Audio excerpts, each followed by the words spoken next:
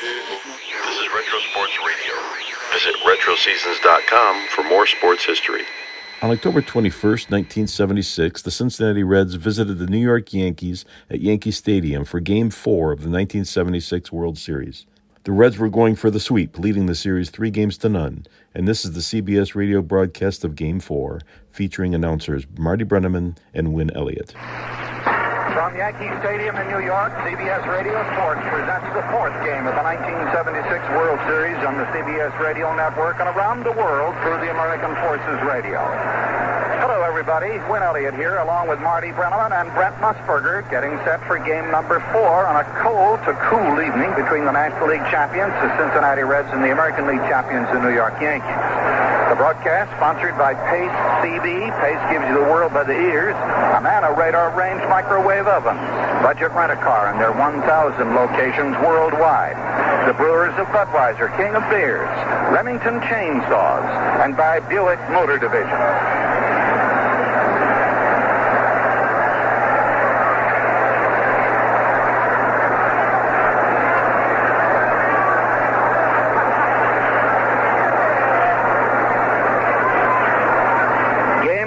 Yankee Stadium, full house naturally. The opposing pitchers for the Reds, Gary Nolan. For the Yankees, Ed Figueroa. One difference tonight, a swirling, capricious wind. A wind that starts from the plate, heads out to left field, skirts around the outfield, comes to the right field foul pole, and seemingly comes back. And what it's going to do in between, nobody seems to know, including a guy who's been here at Yankee Stadium for years, catcher Yogi Berra.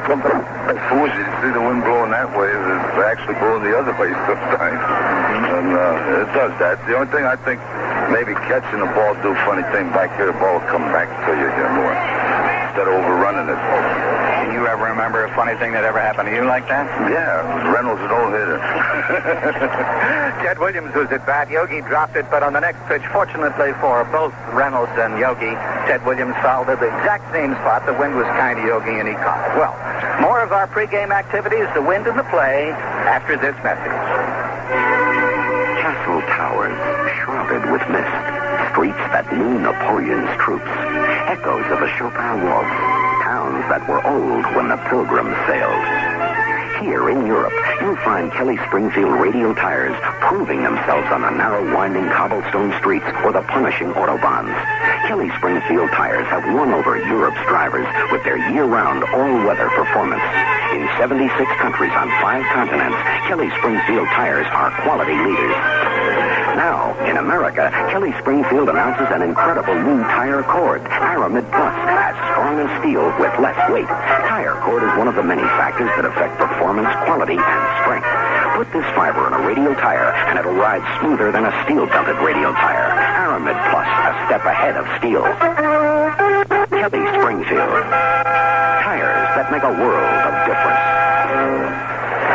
You talk about the cold, you're not talking about the Cincinnati Reds. Red hot. They've taken the first 3 games, and I suspect Brent Musburger that down on the red side of the dugout, they're pretty certain about tonight's game. They have been extremely confident all along, Win Elliott, and it is so interesting that during the day when there was no World Series, meaning yesterday because of the rain here in New York City, Sparky Anderson entertained the press by comparing the Cincinnati Reds with the 1955 Brooklyn Dodgers, and you know who came out the best, at least in Anderson's opinion. He's hoping for a sweep, and he wants people to walk away saying that the Cincinnati Reds are as good or better than any team that ever played this game. I don't think anybody can blame him for that. Of course, he admits, as most athletes and observers do, that it's very difficult to compare teams, horses, or whatever of different eras. I think it would be fair to say that the Reds are as good or better than anybody since the expansion era. Whether they would match up with the teams of the previous eras, who is there to say, because nobody comes back. Or at least I haven't heard that they do. Well, we're about to get going here with Game 4, and we'll have more to say about that, of course, in just a moment. Sports 2, every Wednesday in the Bergen Record. It's the latest news on your favorite recreation and participant sports. It highlights on people, places, and events, starting in lifestyle sports, plus a complete listing of specialized local events. Watch for it in the Bergen Record. And if you want to stay on top of those important local and pro scores, call the Record Sports Lines for high school and college scores in the Bergen County area. It's 646-4470. That's 646-4470 for updated reports 24 hours a day, 7 days a week. And to catch up on the pros, the number is 646-4400. 646-4400 for the scores of college and pro events. Follow the Record daily and Sunday for expert sports coverage and opinion that takes you behind the scenes where the action starts. And don't forget to call Sportsline when you want to know who the winners are. The Bergen Record, New Jersey's largest evening newspaper. Depend on it. Beyond the pitching, the hitting, and the fielding, the one thing I've indicated, Brent, may be the wind. And I saw the Cincinnati Reds in batting practice just a moment ago, and I asked a couple of them, how about the wind? First I went to Tony Perez and then Pete Rose. Tony? Oh, well, you got to hit it good because it's a long way, but I think they're both going pretty good. I hit a couple of balls out and I hit them batting practice, and but you got to hit it real good because it's a long way, I think. Pete, did you say the ball's carrying? Well, when it's been carrying the left field, Perez did a couple over that 387 mark, but he always carries good batting press because the guy's going to right in there, but it's not stinging as much tonight. It's not quite as cold. That's how the Reds feel about the wind. Brent, what about in the Yankee dugout and their confidence? You know, when no team has ever come back in a World Series trailing 3-0 to win it, but there's one thing about the New York Yankees, they've always had pride, and that's what I talked to Greg Nettles about. I have pride in myself as a player and as a team player, and I like the Yankees to show a little better than we have the first 3 games. I think we're just going to have to try to get a couple early breaks and take advantage of them. When this club over here, Cincinnati, gets a break, they take advantage of it, and bam, bam, they score a couple runs. But we haven't been taking advantage of the few breaks we've been getting. Greg, can you put your finger on why you haven't played as well as a team as you did during the season? Well, I don't know. It's only been 3 games, and you go into a 3-game slump in the middle of the season. Nobody noticed to be doing a World Series, and it's there for everybody to see. But we've fallen behind early in LA games, and we haven't been able to play our aggressive running game. So maybe if we can get the lead early today, or keep them scoreless for a few innings, then we can play the kind of game we've played all year. When I think that Nettles put his finger on a very interesting point. Everyone says that the series last year between Boston and Cincinnati was so much more exciting. But remember that the Red Sox jumped out ahead of Cincinnati, and the Reds were always coming from behind. In this series so far, Cincinnati's gone to the front, and the Yankees haven't been able to apply the pressure. Right, Brent? As for that, we'll return in 1 minute. Every mile you drive with an inefficient, dirty carburetor can cost you money. New Bardo fuel system treatment can help clean up your dirty carburetor. There's more to the story than that. Listen. Sounds awful, right? Intake valve deposits may be causing loss of power and even damaged valves. Bardo fuel system treatment helps prevent intake valve deposit buildup and may save you a trip to the repair shop. Winter weather can lead to an iced-up carburetor and cause your car to stall. Bardo fuel system treatment can help prevent carburetor icing and could save you from a walk in the cold. Here's the best part. Bardo fuel system treatment is safe for use with catalytic converters. And when you buy 3 cans of new fuel system treatment, we'll give you a $1 cash refund. Pick up an official coupon at a participating retailer. Supply proof of purchase, and Bardo will mail you your $1. Bardo. Run with us. And so we're moments away from the opening game. Brent Musburger and Win Elliott here. If I may, before we leave, an old Baltimore Oriole fan by the name of Ogden Nash and Charlie Osgood, the poet laureate of the CBS Radio Network, might have said, for the Yanks, is the night before tomorrow, of which there'll be none if the Reds put this one in the column marked 1. For the Reds, it'll be their first ever. They've won in 4. For the Yanks, the Figueroa. Win Elliott, Brent Musburger, the series in a moment on the CBS Radio Network. For the latest news on your favorite recreation and participant sports, watch for Sports 2 every Wednesday in the Bergen Record.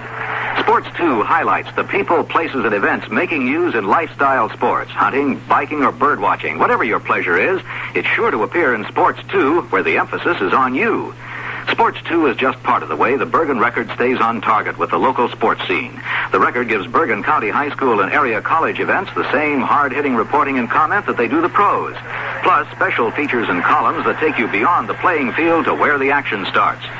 Watch the Record sports pages from Mike Farber, Vinny DiTrani, Bob Kurland, and the rest of the team daily and Sunday for all the sports, local and pro. And don't forget the Record's weekly participant sports section, Sports 2, every Wednesday. To get in on the action, call 646-4270. For home delivery of the Bergen Record. That's 646-4270 for New Jersey's largest evening newspaper. Depend on it.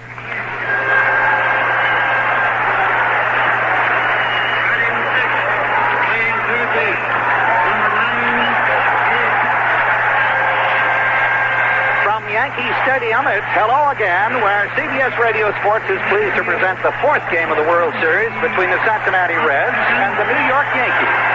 I'm Elliott with Marty Butterland, or Win Elliott with Marty Brenneman, as we're just about ready to get underway. You can hear the New York Yankees being introduced, and the Yankee fans, although they know their team is down 3-0, have not lost faith nor enthusiasm in their white-clad, pinstripe Yankees, and each of them, as they come out, regular and substitute alike, is getting the big hand as you hear in the background. The Reds already have been introduced and thoroughly booed, are standing on the sidelines to the left, waiting the appearance of the entire Yankee team, which now floods out of the dugout to place itself, position itself along the first base line. And that is the scene here at the new Yankee Stadium in what may be the last of this 1976 World Series play. The umpires have also come out on the field. And now we are about to hear the national anthem sung for us by musician Seaman Robert Johnson of the United States Navy. Seaman Johnson has performed as a guest vocalist with symphony orchestras around the world in his travels with the Navy. He will be assisted tonight by Navy musicians Michael Levy and Chester A. King, both on snare drum. Ladies and gentlemen, now to honor America, our national anthem.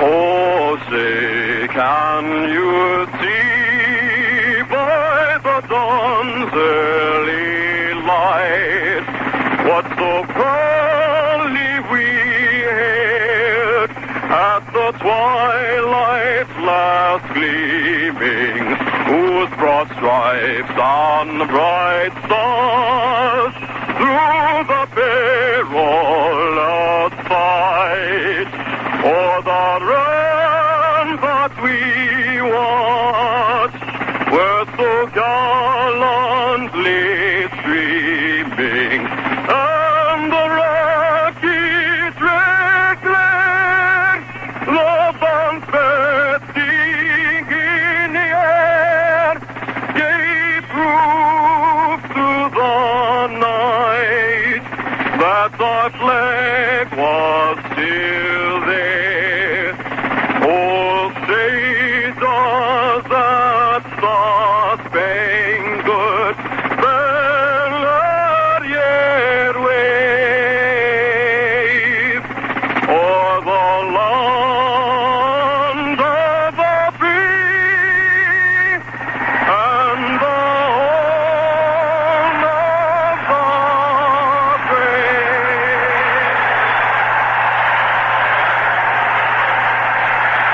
We'll be right back at Yankee Stadium after this word. When you come in to get a new muffler, the last thing you want to get is a surprise with a final bill. So Midas presents the price quote that sticks. It's our Midas free written estimate, and it's one of a kind. Before we ever lift a wrench, we show you on paper exactly what part you'll need and exactly what it will cost. And the finished job will never cost you 1 penny more. At Midas, we haven't just been building business for 20 years. We've been building trust. For mufflers or shocks, come to Midas. We're specialists.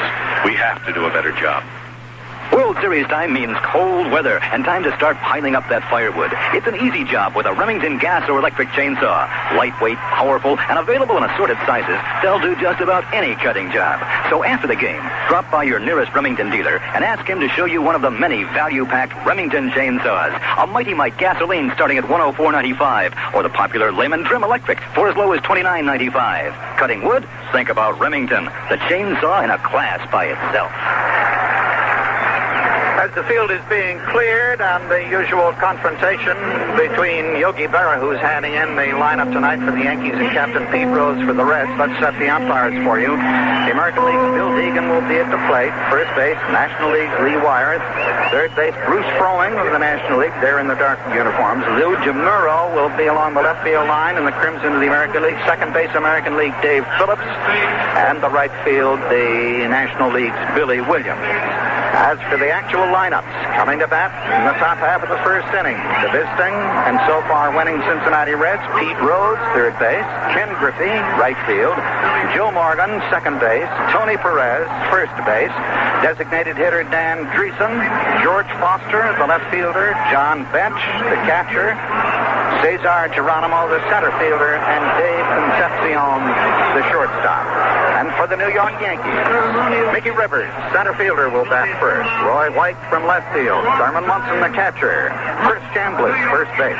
Carlos May, the designated hitter. Greg Nettles, the third baseman. Oscar Gamble in right field. Willie Randolph, second base. Red Stanley, shortstop. And Ed Figueroa, never before in a World Series, will be the pitcher for the New York Yankees. Ceremonies down on the field, the throwing in of the first ball, the ceremonial toss by none other than Mel Allen, the voice of the Yankees for 25 years. Mel, who worked in this stadium, or at least the old stadium, throws it into Thurman Munson and gets it back. Mel, who originated the phrase going, going, gone, who at one time broadcast the games of both the New York Giants and the New York Yankees. By way of Alabama and soap opera radio, Mel was a fundamental announcer in the business when he went into sports, his first love. And he had been the voice of the Yankees for 25 solid years. And there he is, down in the stands by Commissioner Bowie Kuhn and Joe Reichler as they wend their way to the seats. And Mel had already thrown the ball out to Thurman Munson. And you'll hear the roar as the pinstripers take the field for do or die. Ed Figueroa on the season, 19-9. No starts in a World Series, of course. It's the biggest moment in his life. He appeared in the playoffs against the Kansas City Royals. He wasn't there at game's end. He has a variety of pitches. He's steady, cool, and very, very popular here in New York. Occasionally, you will hear in the background the chant, Eddie, Eddie, identifying the crowd's identification with Eddie Figueroa. A chant that came by way of Madison Square Garden, originally used in connection with the New York Ranger goaltender by the name of Eddie Giacomo, who was traded to the Detroit Red Wings, and upon his return to home ice, or what had been his home ice for so many years, the crowd would greet him, and occasionally through the game, as he would make a stop or two, would chant, Eddie, Eddie. And I think you'll probably hear that chant here tonight. And so Figueroa is taking his ceremonial warm-ups. It's not that cold. Either that or the heaters are working that much better here in the box. At least I've taken the coat off that I wore the other night. It's 51 degrees, I understand. And waiting to take his place at the plate is the leadoff man for the Cincinnati Reds. 2 out of 10 so far. Batting 200, the third baseman, Mr. Charlie Hustle. Pete Rose. Marty, do you see there's a black hen down there in front of the Cincinnati dugout. He or she just fluttered out from the stands. I don't know if that has any significance at all. Is it a Cincinnati Red mascot? I don't think it is, Win. If it is, it's news to me. Well, maybe it's supposed to be an omen of ill for the Cincinnati team. Maybe it came out of the stands tonight. And so, as you've just heard, our cohort in the broadcast booth tonight, the voice of the Cincinnati Reds, Marty Brenneman. Thank you very much, Win Elliott, and good evening, everybody. Pete Rose leading it off for the Cincinnati Reds as Figueroa delivers. Rose bluffs a bunt, and a backup ruling from third base umpire Lee Wire is that Rose did not offer it the pitch, so it's ball one, and the fourth game of the 76 World Series is underway. Rose, as Win mentioned, has had a couple of base hits. The right-hander Figueroa in with the next delivery, swung on, lined over third, fair ball down the left field line. And it bounces apparently up into the seats, which means that Pete Rose will be credited with a ground rule double as he rounds second base. The umpire along the left field line, Lou DeMuro, immediately indicated that the ball had bounced into the seats down the left field line. So Rose has opened this game with a big bang for Cincinnati as he jumps on Figueroa's first pitch and doubles out of the wrong barrel to left field. An inside-outside swing by Pete as he caught the outside pitch by Figueroa, and Craig Nettles is in. I don't know if you can settle a guy down as a result of 2 pitches, but I guess he's telling him that, there's 9 innings to go, and let's stay right with Ken Griffey. So Pete Rose at second base with his third World Series of 76 hit, and all 3 have come here at Yankee Stadium. Left-handed batting Ken Griffey, the batter. He shortens up on the bat, drawing Nettles in and Chambliss from the right side, and a strike one call at the knees.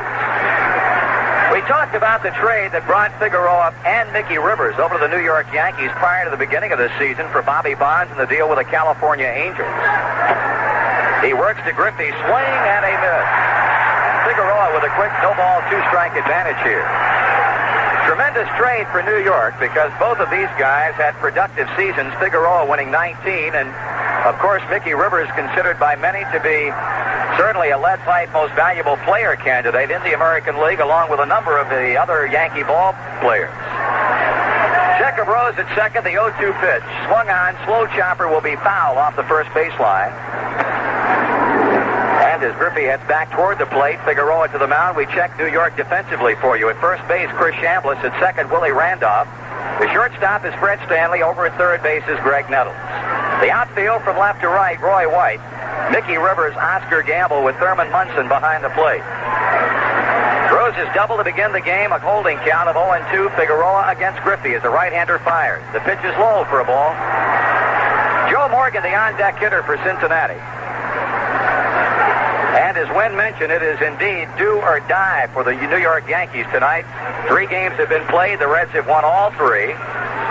And if they win tonight, they will be world champions back-to-back years. The first time in 54 seasons it has happened. A National League team winning back-to-back world titles. Ground ball hit to shortstop. They're going to have a play on Rose at third. They go to Nettles. He runs him back towards second and puts the tag on him. Griffey slips down. They've got him on the run down. Chambliss to Randolph, and he's out. Well, some poor base running on the part of the Cincinnati Reds win results in a very odd double play, but a double play nevertheless. Okay, it merely proves that the Cincinnati Reds are not perfect. As the ball was taken by Stanley, he saw he had a chance with Rose at third. Got the throw to Nettles. Rose started back. Rose had a mind to keep hung up, that he was motioning Griffey to keep going. Come on to second till I hang these guys up. Griffey, for some reason or another, stayed at first.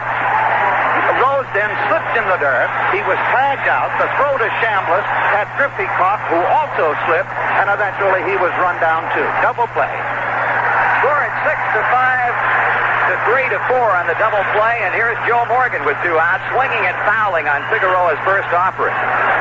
Now quickly the complexion changes. Gloom as a result of Rose's base hit down the left field line, and then a bit of stall work on the bases, and alert tossing the ball around by the Yankees, and it's the Yankees in ascendancy.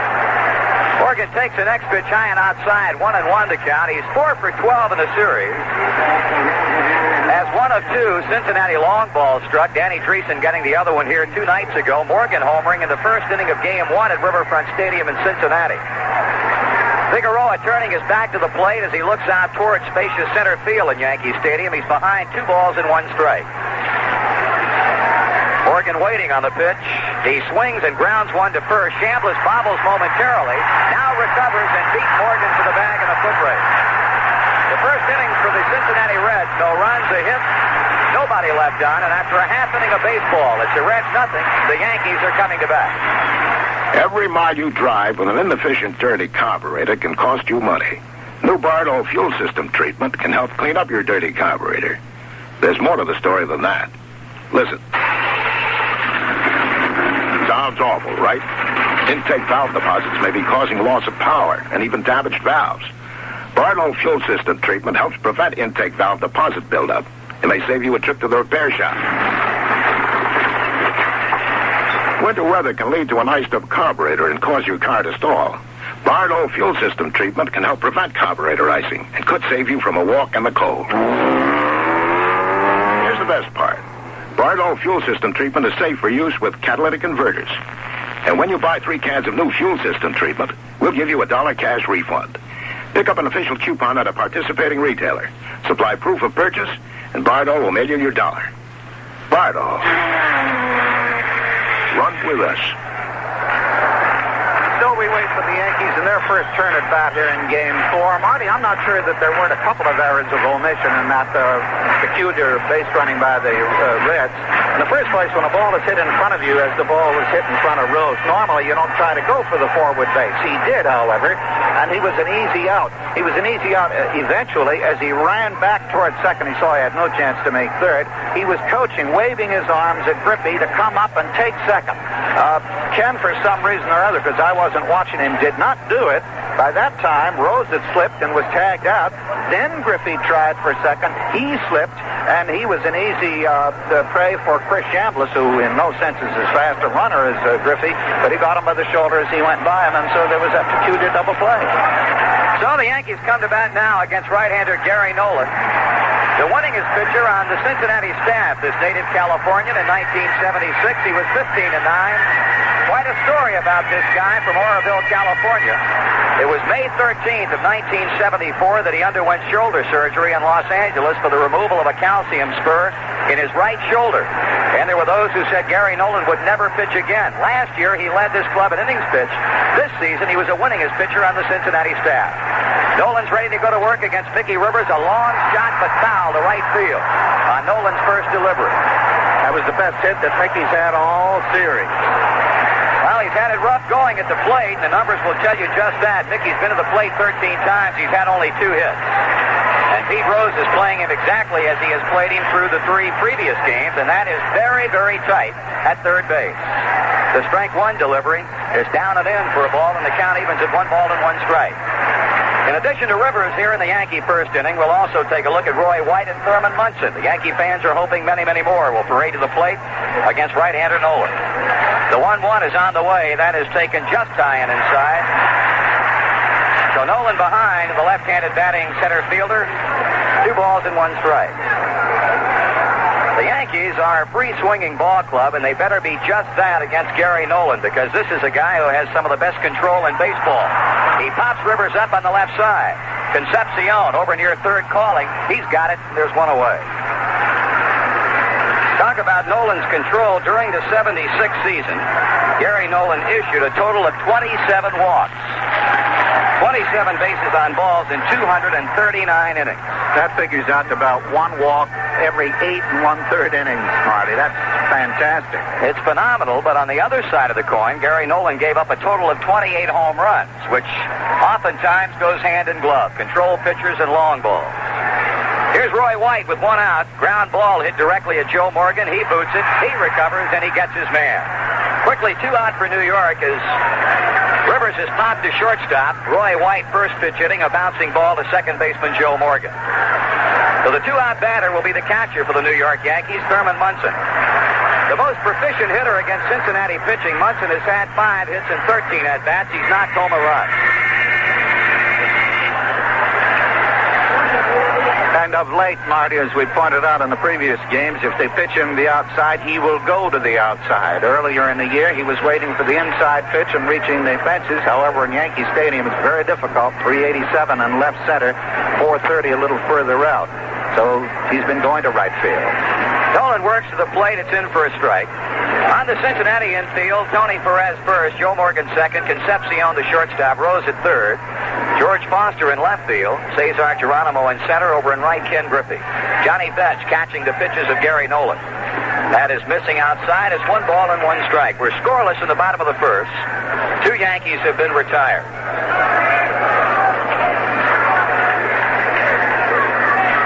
Nolan looking down to Johnny Bench for the sign, sights it, and he pitches. That's ball 2, 2-1. Gary Nolan does not like to pitch in cold weather, Win. He is a hot weather pitcher. He likes to perspire and perspire freely. In the early part of a season, he will not pitch very effectively, but when the temperature gets over the 80 to 85 degree mark, that's when he starts cooking. Munson tried to take a shot the other way, but fouled this one back. 2-2 now. And as Win Elliott pointed out at the top of the broadcast, Gary Nolan pitching in 51-degree weather tonight. Should Munson get on with 2 down, the inning would continue for first baseman Chris Chambliss.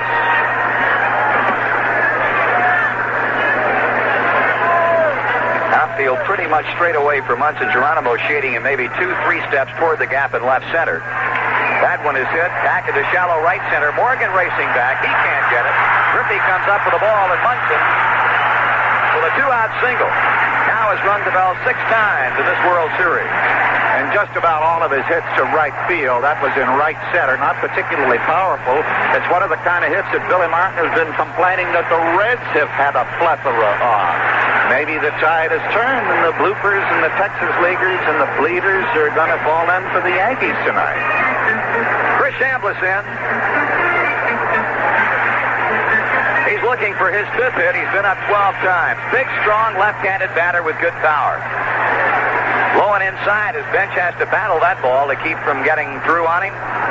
Ball 1 and no strikes on Chambliss. The Yankees trying to do something that no team has ever done in World Series play, and that's to come back from a 3-0 deficit. That one is hit over Concepcion into left center field. That's going to score a run, possibly. Geronimo up with the ball. Now they're going to wave Munson to the plate. Here comes the throw, and it's not going to be in time. The throw bouncing over the left shoulder of Johnny Bench. Gary Nolan backing up on the play, and New York has drawn first blood on back-to-back hits, a single by Munson and a double to the gap in deep left center field by Chris Chambliss. That was a solid line drive to the very deepest corner of this field, as it still can be said to have corners. It was the 430-foot mark in left center between Foster and Geronimo. Foster finally caught up with it, but Mr. Chunky, the American League catcher of the year, Thurman Munson, off with the crack of the bat. Of course, it was 2 outs. Never stopped. Dick Hauser kept waving and windmilling those arms. Keep going. And Thurman made it. In fact, the throw in eluded Bench, but Nolan backing up behind kept the ball in play. And on second base, 2 outs, Chris Chambliss, and to the bat, the DH of the Yankees, Carlos May. Chambliss' first RBI in this World Series. He has given the Yankees a 1-0 first inning lead. May, a left-handed batter. Now Nolan, as he comes set, straddles the pitching rubber as he looks Chambliss back to second base. May is 0 for 6. Nolan working. Ground ball by the mound. Concepcion. Nice play. He's throwing, and he got him at first base. So Davey Concepcion, with a super range that has made him the best shortstop of the National League, not only robs Carlos May of a base hit, but it is a run-saving play, as Chambliss most certainly would have been able to score had that gone through. In the inning for the Yankees, they get a run on a couple of hits. 1 man is left, and after 1 complete. New York 1 and Cincinnati 0. If you know the facts on microwave ovens before you buy, you'll buy an Amana radar range. Fact 1, the safety tag. All microwave ovens have to carry warning labels on the door, except 2. Both are Amana radar range microwave ovens. Fact 2, Amana provides a full 5-year warranty on the magnetron. Amana covers magnetron cost, labor charges, even the serviceman's travel expenses for 5 years. Check the warranty, because many microwave ovens come with only 1 year full magnetron warranty protection. Fact 3, quality features. The Amana Touchmatic radar range is the first microwave oven with a memory. Takes food from the freezer to the table, simple as 1, 2, 3. Amana Cookmatic Power Shift lets you select the cooking speed you need. Add the big Amana stainless steel interior, 675 watts cooking power, removable glass oven tray, and more, and you've got all the facts that make the Amana Touchmatic radar range the one to buy. This broadcast is authorized under broadcasting rights granted by Major League Baseball solely for the entertainment of our listening audience, and any publication, rebroadcast, or other use of the description and accounts of this game without the express written consent of the Commissioner of Baseball is prohibited. You know, before we got to New York, Sparky Anderson, back in his dressing room, was talking about the Yanks. He'd been asked to sort of analyze them, and he was asked which was the guy that bothered him most. You remember last year he thought Dwight Evans really surprised him, the right fielder of the Red Sox. He said this year it's Chris Chambliss. When we pitch him outside, he hits the left center, and we don't dare pitch him inside because he'll do what he did to the Kansas City Royals. And that's what happened. They pitched him outside, and it was a line drive cash-in shot to left center. Marty? Okay, when Tony Perez for openers in the second. Knee-high fastball for a call strike. Tony 5 for 13. He's knocked in a couple of runs, but the Yankees handed him a collar here a couple of nights ago. He swings and grounds one the other way, but Chambliss digs it out, rolls toward the bag, and there's quickly one out. You know a word about Tony, the gentle giant, the man who's batted in more runs in history than any other Red. You got to say something about his equanimity and poise. Every year the talk comes up that this is Tony's last with the Reds, and now even more insistent with the emergence of Dan Dreesen, who's coming to bat now. He can only play first base. He's obviously a solid hitter, and Tony Perez is 35. Danny Dreesen, the batting star of Game 3 of this World Series. He single-homered and double here. Pitches on the outside corner for a strike, and I'll tell you, if Figueroa can throw that pitch consistently tonight, the Reds are going to have a world of problem with him. Down and away, knee-high on the outside corner. Dreesen swings on the next pitch, lops a fly ball to left field. Roy White gets there and makes it the second out. So Perez a ground ball to first base. Dreesen fly ball left. 2 down. The hitter will be left fielder George Foster. And Roy White, no Willie Mays, and he wouldn't say he is one, ran out from under his cap that one, and he was champed under it. 2 away in the Cincinnati second. The Yankees lead at 1-0. The first time in this World Series that New York has scored first. So if you're a Yankee fan, that might be a good omen on this Thursday night, October the 21st. Foster has knocked in 3 runs in the series on 5 hits. He's been up 11 times. Now Figueroa walks off the backside of the mound as Foster takes his time stepping in.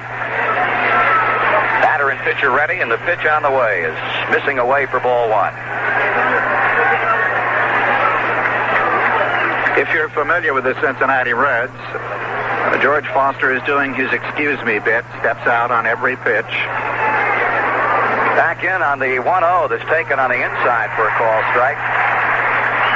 Talk about trades the Reds have made. This man came over 4 years ago for Frank Duffy and a relief pitcher, Vern Geichert, the trade with the San Francisco Giants. 2 balls and 1 strike. Duffy, of course, now resides with the Cleveland Indians. Geichert no longer in Major League Baseball. And Foster, well, named the Player of the Year in the National League on a vote of the players in the senior circuit. That's up and in, ball 3. 3-1. In all honesty, Marty, the Reds didn't quite realize what they had in Foster because it wasn't until about 1/3 the way through last year, and the Reds were comparatively floundering when Sparky brought Pete Rose into third and put George Foster into left field, and from there on, they took off. That's exactly right. It was in the early days of May. Ball 4. Foster flips the bat over his left shoulder as he gets on the easy way. Figueroa relinquishing his first walk of the night, and that'll bring up catcher Johnny Bench.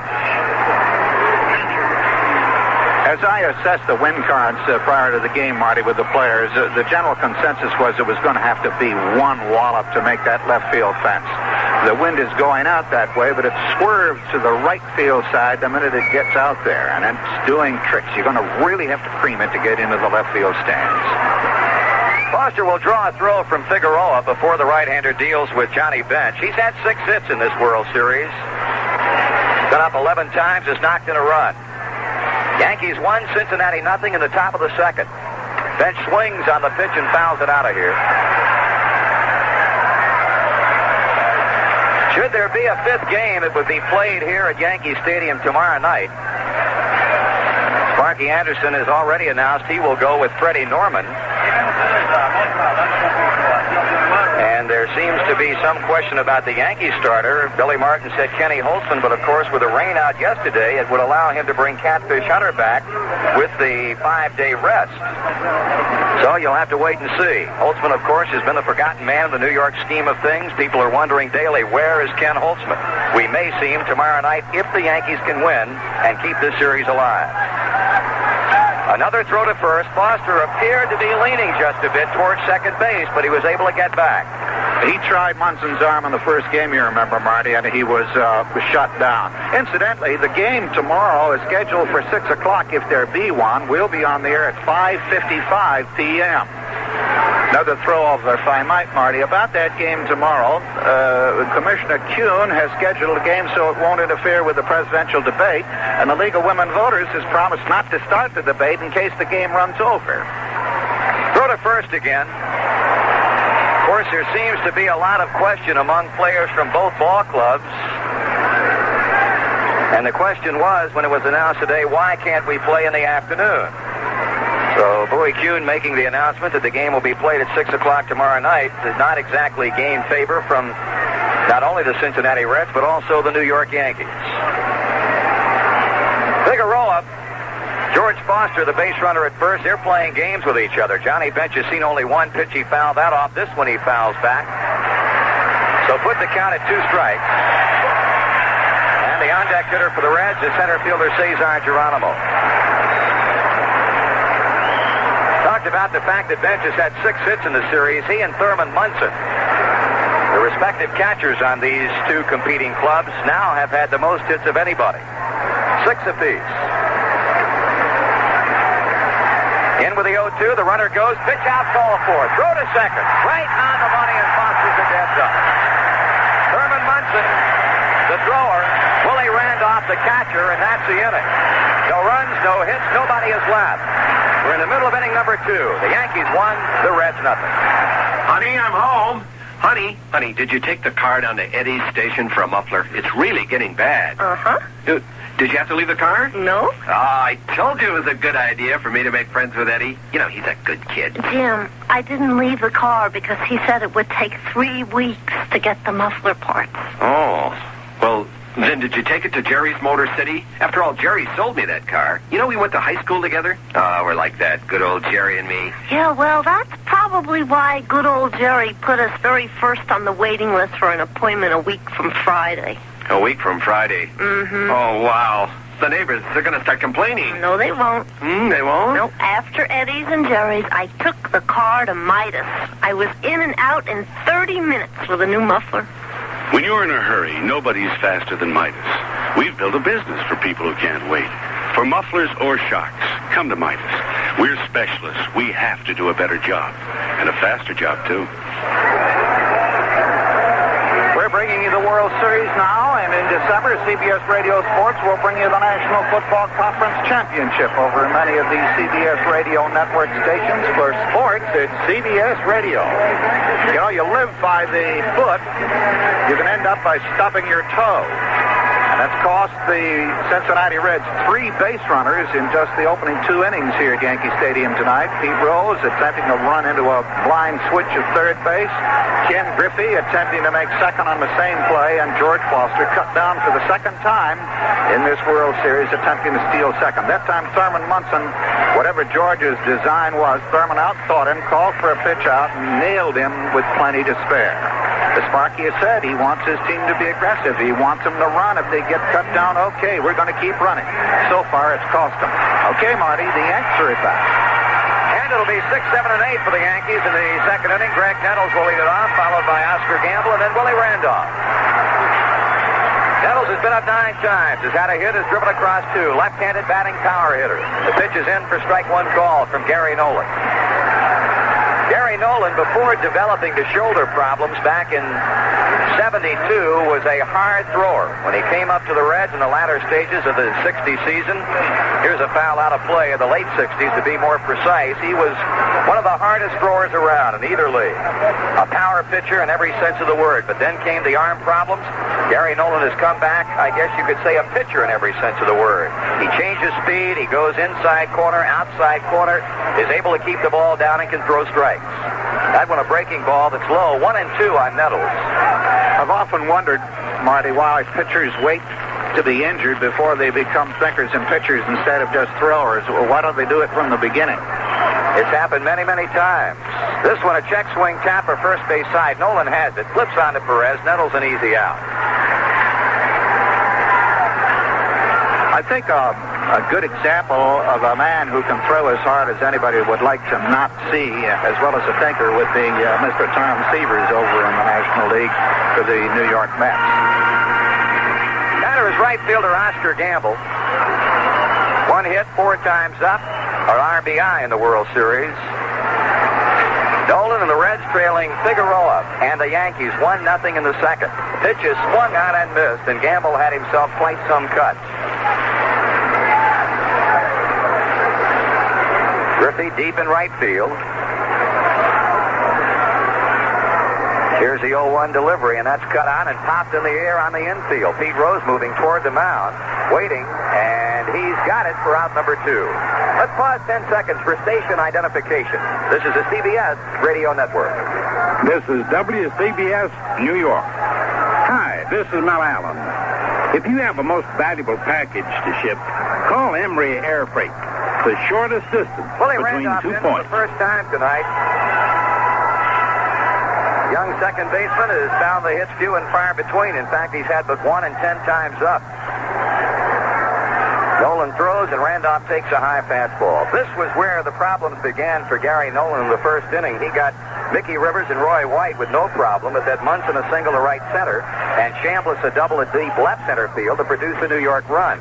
Here's a fly ball hit into center field. Geronimo charges, and on the run, he comes up with it, picked it right off the top of the grass. And that's all for the Yankees as they are set down in 1-2-3 order. At the end of 2 complete, Yankees over the Reds, 1-0. Parade magazine is now part of the good reading found in the Sunday Bergen Record. Features like Intelligence Report will keep you abreast of news and trends in important areas. And there's information for and about young people every Sunday in Pamela Swift's Keeping Up with Youth column. You'll also find weekly recipes in Parade, along with new products and ideas for home and family. While Walter Scott answers your questions about popular celebrities every week in the Sunday Records Parade. Parade's in-depth articles examining relevant, controversial topics will appeal to readers who follow the news. And there are additional timely articles and features every week that appeal to everyone. Make this enjoyable and informative entertainment package part of your good reading in the Sunday Bergen Record. For home delivery, call 646-4270. 646-4270 for the Bergen Record, New Jersey's largest evening newspaper. Depend on it. Fourth game of the World Series, 2 innings completed, and it's the New York Yankees leading by a skinny margin of a run. It happened in the first inning with 2 out. A single by Thurman Munson to right center, and a smashing 2-base line drive to left center to the deepest part of the park by Chris Chambliss. And chunky Mr. Munson beats the throw home, and that's the only run of the inning of the game so far. The Reds could have had a threat going in the first, but some faulty base running cut down both runners. George Foster was on first base as the second inning came to close, and it did so because he tried to steal second, and for the second time in the series was cut down Munson to short. And now as we go into the top of the third, the same guy up is the first guy up, Marty. That'll be Johnny Bench with Cesar Geronimo and Davey Concepcion also to hit here in the third inning. Figueroa with a pitch and Bench with a takedown and outside. Make it ball 1. Bench had a good playoff in the 3-game sweep over the Phillies. He has had an excellent World Series against New York Yankee pitching. Check swing foul. Bouncing ball over toward the near end of the Yankee dugout first base side. So Mr. Figueroa against Mr. Bench, 1 ball and 1 strike. They give Bench a lot of room in right center. He swings on the pitch and pops it up. Let's see who will play this one. Willie Randolph on the infield grass, back of the mound, squeezes it. Bench is out number 1. That ball seemed to go up and come down, true, because just before the pitch, I'm watching the flags in left field. They're going out to left field. I'm watching the flags in right field. They're going out to right field. And I'm watching the flagpole in center, and it's swirling around. So anything is likely to happen on any ball that went that high in the air. But it came down true, and Randolph squeezed it. Left-handed batting center fielder Geronimo in now. Swing and a miss on the first pitch from Figueroa. Geronimo 2 for 9. He's knocked in a run. And Figueroa signed originally by the club that also resides in New York, the Mets of the National League. Here's a line drive into left center field that goes in for a hit. Mickey Rivers slips, now comes up with the ball, and Geronimo will content himself with a single. That's the second Cincinnati hit. And will bring on the number 9 batter, shortstop Davy Concepcion. Figueroa signed, as we mentioned originally, by the New York Mets, but was released by that club in 1968. Then he went to the California Angels after being signed by the New York Giant organization, and then, of course, came over to this club, as we mentioned, prior to the beginning of the 76 season in the big trade with the California Angels.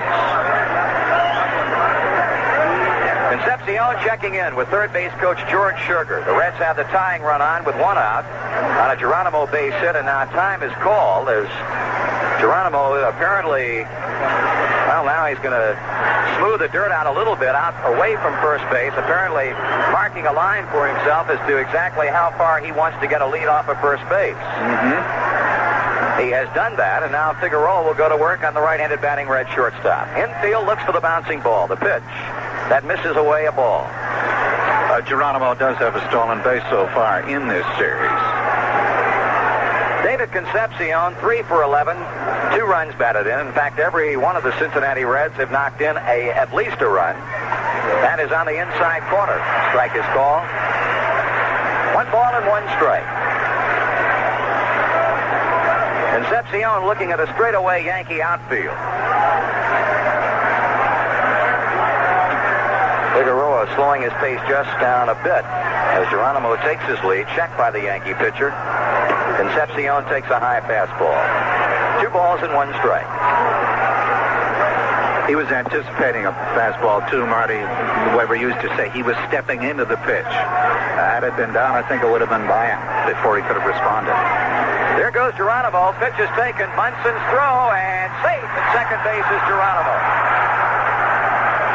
Stanley had to cut in front of the bag to short hop Munson's throw. So the Reds are 1 for 2 tonight in terms of steals against Munson, in that he got Foster in the second, but Geronimo has stolen against him here in the third. So it's as Sparky said, even though it's cost him 3 base runners, keep at him, keep coming at him. And now he's put his runner in scoring position with just the 1 out, and a very steady Concepcion up at the plate. Very steady and very much a clutch hitter for the Cincinnati Reds. He led this team in game-winning RBIs this past season with 15. He swings and fouls off the first base line. That'll be back into the seats. Getting out of the hands of a fan in the upper deck and bouncing back downstairs. So the count goes full, 3 balls and 2 strikes.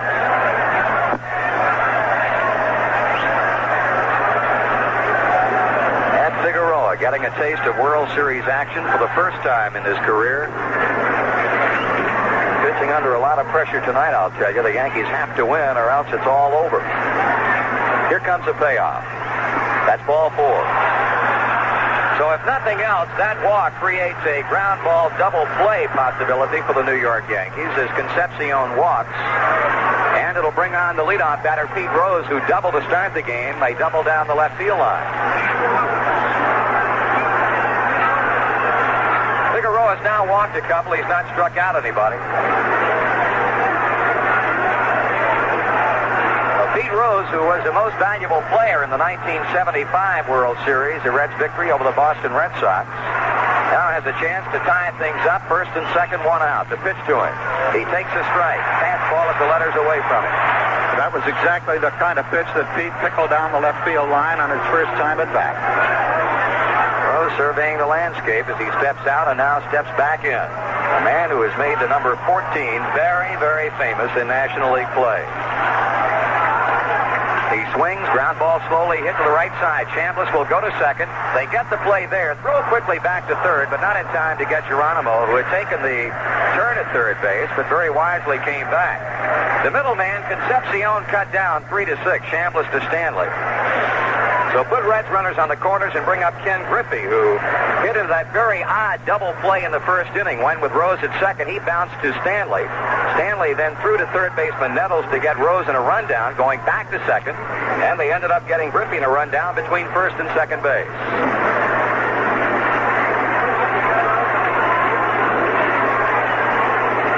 So Griffey hoping for a 2-out hit to tie things up. It is 1-0 New York in the Cincinnati third. Swing and a miss.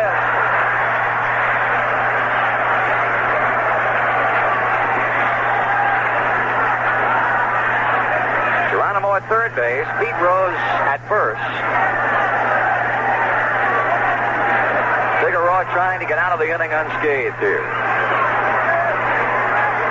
The right-hander comes, set, he kicks, and he fires. Griffey hits one off the glove of the pitcher. They're going to have a problem. Randolph up quick, throwing to first. Got it, pitch line.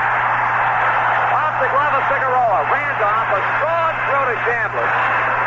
Reds first base coach Russ Nixon did not like the call by Bruce Fleming, but it's an out, and the inning is over. No runs, 2 hits, or rather 1 hit with a couple left on. And after 2.5, it remains New York 1 and Cincinnati nothing. Pee Wee Reese, who's here at the series, would certainly have appreciated that play. The ball hit very sharply, glanced off the pitcher, and then sort of trickled and hopped out towards second base, and young Mr. Randolph came in, and you have to admire his cool. He didn't hurry. He didn't panic. He picked it up and gunned it to first and just beat the runner by a second as the tying runner was crossing the plate. That was a key play for the New York Yankees. And so it's still 1-0, bottom of the third, Marty. Okay, when Freddie Stanley, 9th batter in the Yankee lineup, will stand in. Gary Nolan retired New York in order of the second, and he goes to work on the right-handed batting Stanley. The pitch is away, ball 1. Stanley 1 for 5. Is knocked in a run. He was pinch hit in the 4th inning by Billy Martin here on Tuesday night. That pitch is up. 2 balls and no strikes with Mickey Rivers on deck. Each club has had a couple of hits here in the early going. Stanley waving the bat around and now waits, and Nolan misses again with a breaking ball. 3-0. You're mentioning pitch hitters, Marty. None of the Yankee pinch hitters have come through so far. Velez, Hendricks, and Velez. But Mason, who replaced Stanley in the field, hits a home run. Nolan needs a strike, and he did not get it as the pitch is high, and he has walked Stanley on 4 consecutive pitches. On the basis of his year-long figures in 1976, that's his quota. 1 walk in 8 2/3 innings. But remember, Marty said that Mr. Nolan is more of a warm weather pitcher. That he is. He does not like cold weather by any means. He'll be facing Mickey Rivers with a base runner and Fred Stanley at first. Rivers 0 for 1, a pop to short, throw to first base. The Reds have attempted 9 steals in this World Series. They have been successful 6 times. The Yankees have attempted but once. That was Mickey Rivers, and he was thrown out by Johnny Bench. One attempt, did not get it. Strike, 0-1 on Rivers. In the event that Sparky Anderson has to go to his bullpen early tonight, and by that we're talking about a man to be used in long relief, it in all likelihood would be right-hander Jack Billingham. Swing and another pop. This one in shallow left field. Foster there in plenty of time, and he makes the catch. Marty, you're right. I spoke to Jack before the game, and I asked him what his thoughts were about tonight. He said he'd be ready, and he feels that at this juncture, Sparky can do as he pleases, of course, but he does feel he is the long reliever. He was a second game winner, Jack Billingham, in relief of Freddie Norman in Sunday night's game. Roy White, a ground out to second. In the first inning, he's up there now with Stanley at first base and 1 out on the Mickey Rivers fly ball to left field. The Yankees lead it 1-0. We're playing baseball in the third inning. Nolan again will throw to first. Now we've got a bright yellow balloon that comes rolling in behind home plate, picked up there by plate umpire Bill Deegan. Presenting it to one of the Cincinnati Reds bat boys. Now the pitch to White. Strike 1 call.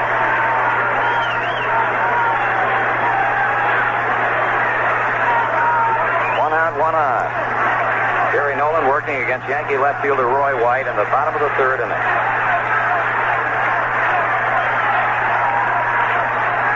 As a sign from Johnny Bench, he kicks and throws. That's too low. Mr. Cool, that's Roy White down there. The only man that's been with the Yankee organization from their glory days. He bats equally well from either side of the plate, and he has been one of their consistent RBI men. Swings, hits a fly ball, deep right center field. Griffey goes toward the warning track, and standing there makes a catch to retire White on a long belt to right center field. Throw coming back to the infield and picked up by Davey Concepcion as Fred Stanley holds ground at first base. That attempt for a home run was just to the left of the porch, which juts out 353 feet, and I noticed in before game hitting practice, if you can get it down right field, dead right, you've got a better chance. Of course, it's closer, but the wind current seems to be going that way. As that hit was made, the flags in right field were swirling towards center field, so you don't know whether it was held up or not, but perhaps it was. We talked earlier about the fact George Foster was named the National League Player of the Year in a vote held by the Sporting News. This man, Thurman Munson, got the same award in the American League. He's up for the second time, has a hit, has scored the only run of the game, and looks at ball one from Nolan.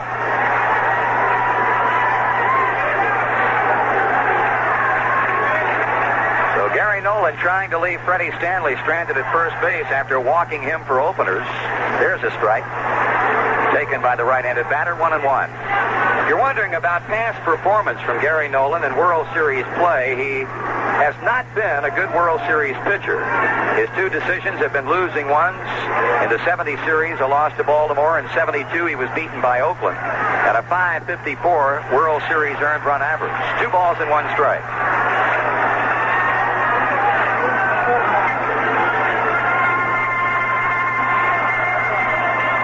Normally constant movement on the pitching mound. He'll go to the bill of his cap. He'll windmill his right arm. Here's his pitch. That shot to right field, a base hit. On to second is Stanley. He takes a turn, will hold. And the Yankees have a couple on as Thurman Munson continues to swing a hot New York bat. His 7th hit. And again, sharply to right field. They say baseball is a game of inches, but from a fan standpoint, it's a game of if only.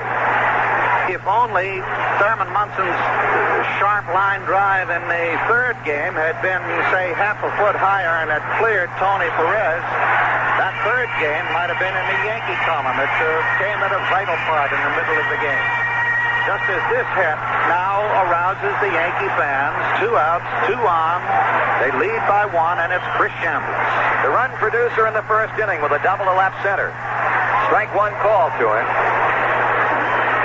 So all of Gary Nolan's problems here in the first 3 innings have come with 2 men out. Although he walked Stanley in this third to lead it off, he has given up a 2-out single to Munson to create the problem for him. The strike 1 pitch. Chambliss swings and fouls at home plate as the ball bounces around off the first baseline. That base hit by Chambliss in the first inning.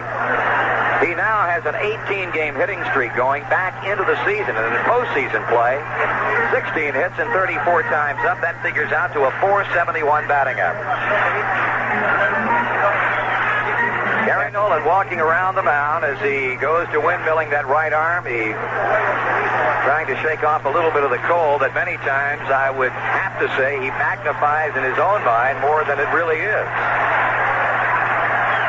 2 strikes a count. The pitch. Ground ball hit towards second. Morgan has it get away from him and will not have a play anywhere. Throw back to third, safe. Going to be another error charged to Joe Morgan. Another error in the sense that he was charged with one here on Tuesday night. And that now loads the bases for designated hitter Carlos May. That was a simple ground ball. I think from up here, it looked like Joe took his eye off the ball to look at second to see if he had a play there. He was playing Chambliss very deep. And as he took his eye off it, the ball played him and got away, and we've got the bases loaded, and Carlos May. The pitch to May is up high, bench looking down to third as if he wanted to throw that way, but held up instead. So let's see if the New York Yankees can capitalize on the 2-out error by Joe Morgan as we note some stirring around in the Cincinnati bullpen. And it's going to be right-hander Jack Billingham who will get up and begin throwing. Stanley at third, Munson at second. Chambliss a base runner at first. 1 strike to count, or rather 1-0 to count on Carlos May, and it's ball 2 high. Joining Billingham, another right-hander for the Reds, Pedro Borbon. Marty, if Nolan has fantastic control, May has limitless patience at the plate. He'll take them and take them and take them and see if he can work for a walk. Well, Nolan needs a strike, and he gets it as he deals one right over the heart of the plate. 2 balls and 1 strike. Yesterday, or rather the day before, the Cincinnati Reds got the game out of their designated hitter, Dreesen. And here's the opportunity for the Yankees to cash in with their designated hitter, May. Bases full of Yankees, 2 men out. Here's a fly ball hit to left. Foster started in, goes back and gloves it. And the Yankees leave the bases loaded. No runs on 1 base hit, 1 Cincinnati error, and 3 men left on. We've completed 3. The Yankees won, the Reds nothing. You can get shock absorbers almost anywhere these days, and good ones. But when you think you need shocks, what you really need is a shock specialist to make sure you get the right shocks for your car and the way you drive. At Midas, you get a shock specialist. Who else can you trust to tell you whether you really need shocks at all? Who else can choose from 5 different kinds of heavy-duty shocks for your car? Who else can install those shocks in 30 minutes or less? Come to Midas. We're shock specialists. We have to do a better job. Do you have a taste for things that are a little out of the ordinary? Look, Doris, it has a clock in its stomach and it glows in the dark. I think we should snap it up, Dick. Do you like things that are fun but are also functional? Look, Dick, this is fun. But is it functional, Doris? Do you want to be the talk of the town? Oh, Dick and Doris, we were just talking about you. Then the Opel Isuzu is your kind of car. It's not ordinary, it's fun but functional, and people will talk about it. Did you hear what Dick and Doris bought? The Opel Isuzu, a dandy new small car at your Buick Opel dealers. We played 3 in Game 4 here at Yankee Stadium, and the score is still Yankees 1 and the Reds nothing. That 3rd inning was a game or an inning for leaving men on base. The Reds had a chance to crack through, but Griffey couldn't do it, and Randolph coolly threw him out, leaving 2 Reds on base. And that inning just completed Carlos May, who is now 7 for nothing, or nothing out of 7 tries at that. Couldn't bring in anybody with the bases loaded. A fly ball, well hit, but right at George Foster. Carlos May, the designated hitter, has been up 7 times, as we say, with no hits. And he's now got a full 9 batters to wait before he gets up again. Whatever he's doing now, it must be within the neighborhood of chewing nails. That was his opportunity to do his thing, the only thing he can do. That's all he's asked to do, and it just wasn't to be. And so we come to the top of the 4th. And it's the second baseman of the Cincinnati Reds who kind of put his club in a hole, losing that ground ball that time. Okay, Marty. Okay, Wynn, some big hitters up for the Reds in the 4th inning. Morgan, Perez, and Dreesen. Joe is 0 for 1. He grounded out his first time. Starts to go, held up, and it cost him a strike. Morgan batting .308, 4 for 13, a double, a triple, a home run, and 2 RBIs. So 3 of his 4 hits have been for extra bases against New York pitchers. That pitch is high, 1 ball and 1 strike. It's going to be interesting to see how the National League voting goes for the most valuable player. It would appear that the Reds have a edge in the market. 2 balls and a strike. Morgan, Foster, who had the torrid bat for so long during the season, but slumped badly the last 6 or 7 weeks of the year. Pete Rose, who led the National League in 3 different categories. You can pretty much go on and on. But you can't forget guys like Greg Luzinski and Mike Schmidt of Philadelphia. 3-1. Well, the last thing in the world Figueroa wants to do is walk this man because he makes things happen for the Cincinnati Reds. And now as Figueroa starts to his windup, Morgan steps out of the batter's box. 3-1 the count. The right-hander for the Yankees, native Puerto Rican, now makes his home in Bayamon, Puerto Rico, out behind the mound, rubbing up the baseball. 3-1 the count on second baseman Joe Morgan with a pitch coming. That's ball 4, and Morgan is on. Joe Morgan, who has 6 lifetime steals in World Series competition, and if the pattern of managing that we've seen from Sparky Anderson remains consistent, you have to feel that sooner or later, Morgan is going to be going. Marty, I have the feeling now, Morgan is the second Red that went out about 6 feet and cleared the dirt. I have the feeling there's bunches of dirt there, maybe deliberately. Morgan gets the lead. Tony Perez, a batter. And the right-hander will throw to first base. Do you think it's possible that at the point where the Reds would normally take their lead, there's been extra dirt dumped there? No, I think that in Riverfront Stadium with the AstroTurf, they get the lead according to where the sliding pit ends. Here's a line drive to left center field by Perez. Rivers on his horse. He'll make the catch. Morgan 3/4 of the way to second, heading on back to first, and will get it standing up. The throw from Rivers almost cleared the head on a bounce of Chris Chambliss, who went to foul ground to take it. And if Chambliss weren't as tall as he is, well over 6 feet, 6 feet 3 or 4, that would have been in the stands. That would have been an automatic base advance for Joe Morgan. The one out as Mickey Rivers makes the catch in left center field, a running catch on Perez's ball, and the hitter will be Danny Dreesen, who flied to left his first time in. Morgan with a lead, the pitch to the plate. Looked like Munson had called for a pitch out. The pitch was low, and it's ball one. Talking about the lead that the Reds runners get when they're playing at home, they can pretty well gauge the distance where the sliding pit ends and the artificial turf begins. Of course, with natural turf and a skin portion of the infield completely here, Morgan is on the way, and Munson will not even attempt to throw.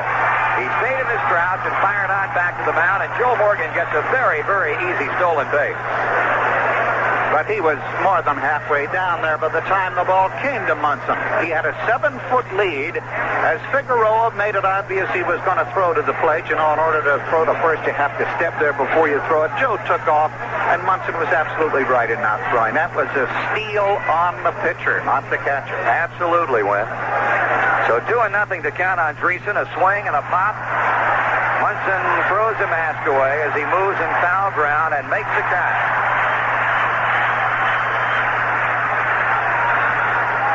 Dreesen, a foul pop to Thurman Munson. Big out for the New York Yankees, and with 2 down, it'll be George Foster back for the second time tonight. He had a walk in the second inning and then was caught stealing.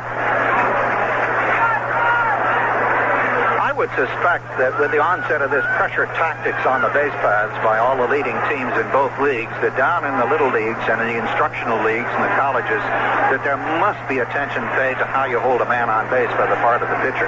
Very few of these big leaguers really have good moves. Figueroa looking back towards second, now throws to the plate. Foster takes it up and in for ball one. Well, the trend in Major League Baseball has certainly gone toward the speed aspect of the game.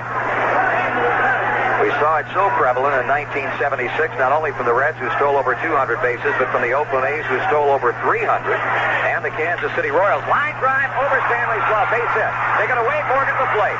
Roy White will throw on to second base, and the Reds have tied things up here at 1-1. That was an absolute rocket shot off the bat of George Foster, who now leads this club and runs batted in. He has 4 RBIs in the World Series, and that line drive single to left scores Morgan easily, and we're knotted at 1 run apiece. You said it. That didn't come out of a pop gun. I'm sure they heard that out in San Diego. That's one of the thrills of radio broadcasting for me. You hear that thwack of the bat, and the crowd comes to it just about the same time you do, Marty, and they know something's happening. If you're living in Cincinnati, you know it's good, and if you're living in New York, you go, So it's Johnny Bench now with 2 outs and a run home. Ball one. Off-speed pitch from Figueroa is just high. Each club has had 3 hits. Each club has scored a run. The Reds own the game's only error. Bench with a pop to second base as a leadoff batter in the 3rd inning. Strike is called. Well, we saw Foster attempt to steal in the second with 2 outs. Was cut down by Munson. Let's see what might unfold here with 2 out in much the same situation. Foster at first, Bench at the plate. Swung on and a long belt to left field. If it stays fair, the Reds have gone out in front. Home run, Johnny Bench. A line hugger to left field. The only question was whether the ball was going to stay fair or go foul. And Bench with a prodigious shot to left. His first long ball of this World Series, and the Reds have bolted out in front 3-1. It hit the screen on the fair side of the foul pole, There's a screen that would let you know which side it is crossed on the foul pole and is reminiscent of what Carlton Fisk did in the ninth inning, I believe it was, of the 12th inning of the 6th game in Boston to defeat the Cincinnati Reds. Cesar Geronimo at the plate. Strike one call. And the Reds with a big 4th inning have scored 3 times. And we've got a left-hander working in the Yankee bullpen in Grant Jackson. 1 ball and 1 strike on the high fastball. I said it was going to take a power blow to get into the left field stands, and that certainly was. Of course, it was to the shortest part of the field, right down the line. Geronimo check swing. Fastball gets him. Call strike. It's 312 feet there, but it was some 30 feet high. It would have carried. It was a good whack. Figueroa with the advantage. 1 and 2 as he pitches, and Geronimo a ground ball by Nettles. Played the hole by Stanley. Long throw. Good play by Stanley. Geronimo is out at first base. A most productive 4th for the Big Red Machine. They got 3 runs on a couple of hits. And after 3.5, it's the Reds 3, the Yankees 1. In that Cincinnati Red top of the 4th, it was the Reds at their best, a combination of the power running with Morgan forcing the plays by stealing second uncontested, put the pressure on Figueroa, a solid single by Foster, and then what the Reds also do best, because they do so many things well, the long ball by Johnny Bench. A quick look at the statistics shows that out of the 35 hits, don't hold me this, the Cincinnati Reds, 14 of them have been for extra bases, while for the Yankees, I think they've made 25 hits. Only 5 of them have been for extra bases. And the only telling blow, really, well, Mason got the home run the other night, was Chambliss's 2-base hit tonight that scored their only run. So it's been the long ball and the fleet foot that has done it for the Reds so far. They lead 3-1, bottom of the 4th, and it's Craig Nettles. Marty? That's out to Gary Nolan, leading off the 2nd inning, and now the Yankees are going to have to play comeback baseball tonight. They're trailing by a pair of runs as Nolan delivers and a ground ball off to the right of Joe Morgan and into right center field. Craig Nettles with his 2nd World Series hit. And base hit number 4 for the Yankees tonight on Nolan's first pitch in the 4th inning.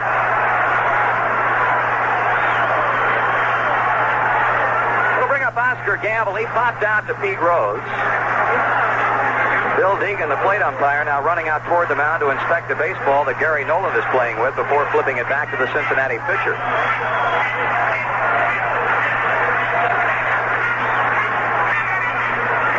Gamble, one of the many left-handed batters in this New York attack. And this club has certainly proven vulnerable to left-handed pitching in this World Series. Swing and a miss by Gamble, who does not get shortchanged by any stretch of the imagination at the plate. He can stir up the air around home plate as he did just then. Sparky Anderson talking about the fact that he did not have the services of Don Gullett anymore in this World Series earlier today. Ground ball hit to first. Here's a throw to second base, and Concepcion drops the ball. They had the out at second on Greg Nettles, but Concepcion coughs it up. And that will be the 2nd error of the night charged against the Cincinnati defense. A team that prides themselves on that part of the game. What are you going to say? That's the 2nd Little League type error that the Cincinnati Reds have made tonight. A simple throw from Perez to Concepcion at second. He was not interfered or intimidated by the runner. He just couldn't handle the ball. It flicked off the end of his glove. So here come the New York Yankees. 2 on and nobody out. Willie Randolph, who flied to shallow center the first time up. The Reds infield up at double play depth as a curve from Nolan goes down and outside. Pedro Bourboin throwing for Cincinnati. And as was the case earlier, he's going to be joined by the big right-hander Jack Billingham. Nettles at second base. Oscar Gamble at first. The tying runs on for New York. Strike is called. 1-1.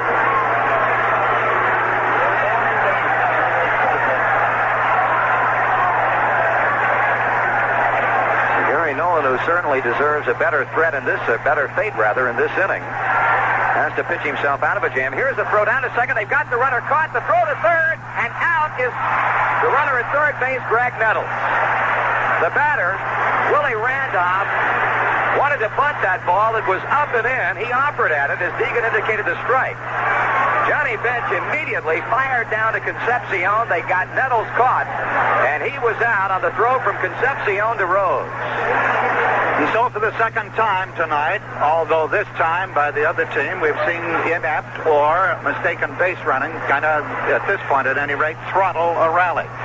Instead of men on first and second and none out, it's just one on and one out. 1-2 the count. Randolph takes strike three, a breaking ball that got him looking. Gary Nolan rings up his first strikeout on an outstanding curve that was breaking down and away from Randolph. But in the opinion of the man who counts, Bill Deegan, it got the outside corner. That not only the first strikeout for Nolan, the first strikeout of the game for either pitcher. And poetic justice for the pitcher Gary Nolan, who shouldn't be in this kind of a jam in the first place. 2 down, Fred Stanley. Ball 1. Stanley had a walk in the third. And the Yankees have really hurt themselves in this World Series. They have been victimized by some awfully poor base running. Swing and a fly ball to right, but Griffey playing him that way, drifts back and makes the catch. So in an inning that saw New York have 2 men on with nobody out, they come away with nothing, a hit, an error, and 1 man is left. We played 4, it's the Reds 3, and the Yankees 1. That might prove to be the biggest if only of the evening. It might be the turning point if only of the game. If it's important to strike back after you've just lost the lead, the Yankees immediately struck back. A leaky Cincinnati defense put men on first and second. And with the crowd roaring, Willie Randolph, if only he had not missed that ball, if only Nettles had not been caught at third, if he had been able, I left out the only that time, to advance the runners, then that line shot to the right field would have brought a run in. It would still be only 1 up. And that's what I mean by the if only. You don't win world championships with if only. Here's Davey Concepcion, and here's Ed Figueroa. Ball 1, low and outside, as Concepcion stands in for the second time tonight, and as Thurman Munson starts to throw that ball back to the mound, Concepcion asks Bill Deegan to look at it, which he does, and promptly throws the ball out of play. Concepcion has had 1 of 3 walks that Figueroa has served up tonight. That came in the third, and that last walk that the Reds had against a Yankee right-hander came back to haunt him. Morgan leading off the 4th inning walk, stole second, rode home on Foster's 2-out single, and he scored on Johnny Bench's home run down the left field line that gave the Reds a margin of lead. Here's a high chop. Off and wide of third is Nettles, side-arming to Chambliss, 1 away. So back to the top of the Reds batting order for Pete Rose, who has doubled and reached on a fielder's choice tonight.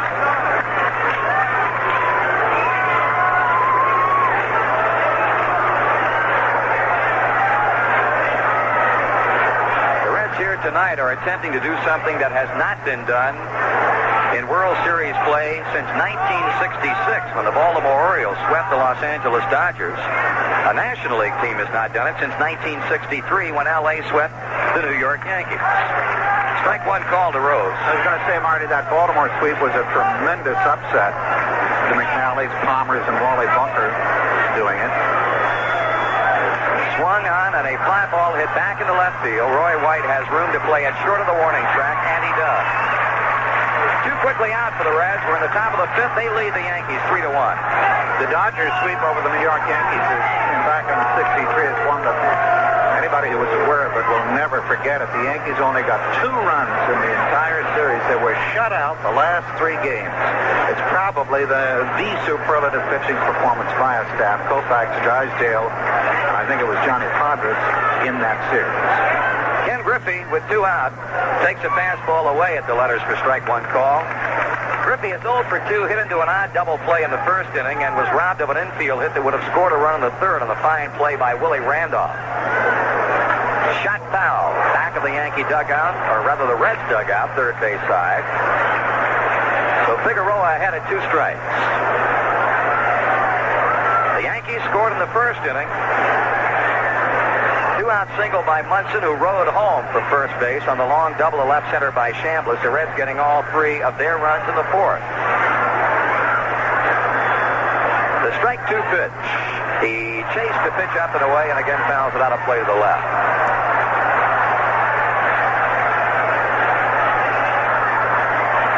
Griffey at the plate. Not a good World Series with a 0 for 2 night tonight. He is now 1 for 14.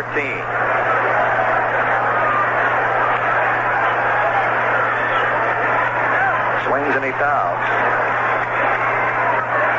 At this juncture of the game, both bullpens are quiet, and that is something that, at least tonight, has been a rarity.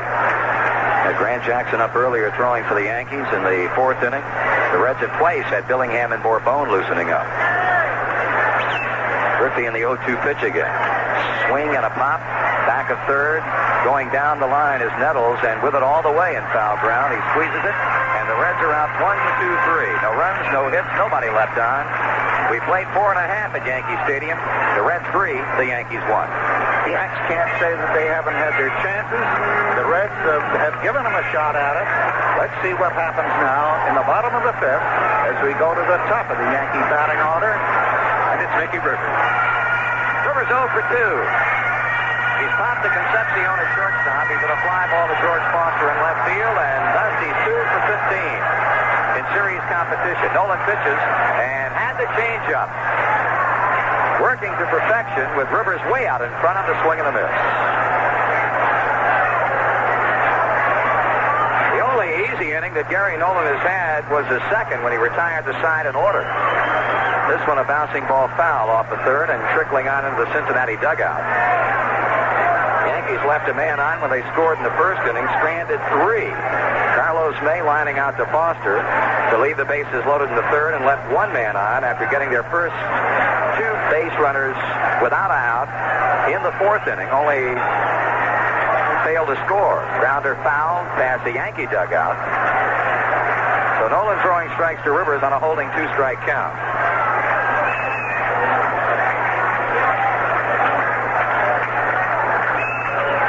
Nolan has struck out 1. That's Randolph on a call 3rd strike in the 4th. He's walked 1. Here's a fly ball hit into shallow right. Griffey coming in, but will not be able to get it. As the ball falls between Joe Morgan going back and Ken Griffey coming in. That was a thread-the-needle hit. That reminds me of the hit that Joe Morgan got to win the World Series for the Reds last year in Boston. He just reached out and poked it into right field instead of swinging away at an outside pitch where he would have just harmlessly hit in the center field. He just reached out and caught it onto the grass. So Rivers is on, and the Yanks start another threat. Roy White 0 for 2. He hit one a ton in the 3rd inning, only to see it caught by Ken Griffey on a warning track in right center field. And again, we're going to get an active Cincinnati bullpen with the same duo. Right-handers Jack Billingham and Pedro Bourbon. Nolan will throw to first, driving Rivers back to the bag.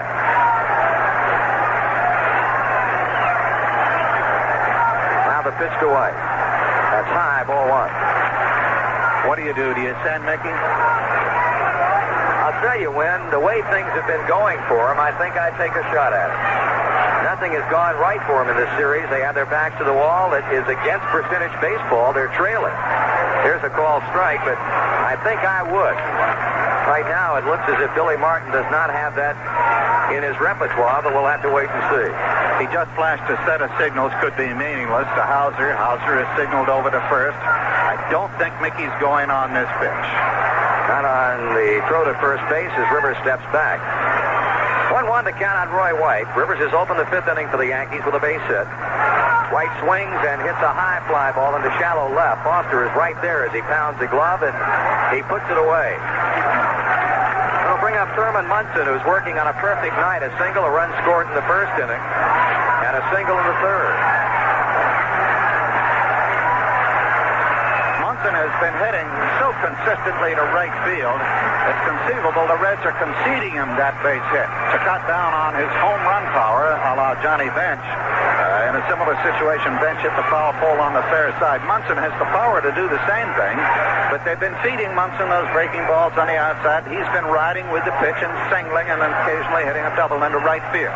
Let's see what he does this time. That's pretty much the case. The Reds have seen Munson base hit their pitching 7 times, but Munson has had but 1 run batted in. They would gladly give up the single rather than allow Munson to pull the ball and drop one into that short porch in left field. 7 for 15. Impressive numbers for this man. There goes Rivers. Pitch is taken. Bench throw to second. Did not get it. That first line is safe for Mickey Rivers. That stolen base is the first steal after 26 postseason games against Johnny Bench and the Reds. The last man to steal a base against Bench was Matty Alou of Oakland in Game 2 of the 1972 World Series. And you just felt he was going to do it. With Roy White flying out, they had nothing to lose psychologically. Send him, get the spirit going again. Now if Munson singles to right field or anywhere, they bring in a run. That's only the second stolen base attempt by the Yankees in the series. And Rivers has tried it both times. Breaking pitch to Munson, low and outside. Ball 1 and strike 1. What a magnificent record by Johnny Bench, though. It's mind-boggling, really, when you consider the fact that you can go back some 4 years since anybody has stolen against him in World Series play. And boy, what an edge it gives the ball club. And you've got a guy who can throw like this man can. Here's a ground ball by the mound. Morgan diving, can't get it, base hit. Here comes Rivers. He'll score easily. Munson continues with a hot bat. And the Yankees have drawn to within a run at 3-2. And again to the right side of the field. This time to right center, just to the right of the diving Morgan. And Munson drives home the Yankees' second run. They trail by a run in the bottom of the fifth. 1 on, still only 1 out, and power hitting Chris Chambliss to the plate. You really cannot say enough about Thurman Munson. This ball club down 3 games to none. But if the Reds should win this game and go on to sweep the Yankees, you can say nothing but good things about a man who certainly is the finest catcher in the American League. Here's Chambliss, he swings. There's a shot to left center, but Foster is there and makes the catch. Chris Chambliss trying to play the doubles game for the second time tonight, but Foster shading him that way toward the gap. Makes the catch with no problem. Much like the earlier inning where he smashed a double between them, Foster shaded him over this time. As I explained at the time, Sparky knows that outside pitch he rides on a line into left center, which he did, but this time Foster was right on the spot. Now here's Carlos May, the designated hitter. 0 for 2 in the game. Munson at first base. Breaking ball is low. May was robbed of a hit in the first inning when Concepcion ranged behind second to take away his hard-hit ground ball, and then in a definite run-producing situation in the third inning, bases loaded, 2 out, he lined to Foster in left. Ground ball to second. Morgan gets the benefit of the big hop and throws him out. The Yankees are scoring 5th inning. They get 1 on 2 hits. The steal by Mickey Rivers set up the run, and with a runner stranded at the end of 5 complete, it's now a 1-run game. Reds 3, Yankees 2. Well, we've played through 5. And the Cincinnati Reds have the lead by 3-2. The difference, Johnny Bench's home run that hit the inside of the left field foul pole in inning number 4 with a man on. The Yankee catcher almost replied in kind. That is, he did in terms of knocking in a run by a sharp single to right center with the fleet Mickey Rivers casting it in. But the difference has been the home run by Bench. As we now go to the top of the 5th inning, the Reds at bat, and last year's MVP. Joe Morgan, the name of the player, and this is the group that faced Figueroa back in the 4th inning that created so many problems for the Yankee right-hander. Morgan started it off with a walk for strike 1. Joe is 0 for 1. He bounced out to first base in the opening inning.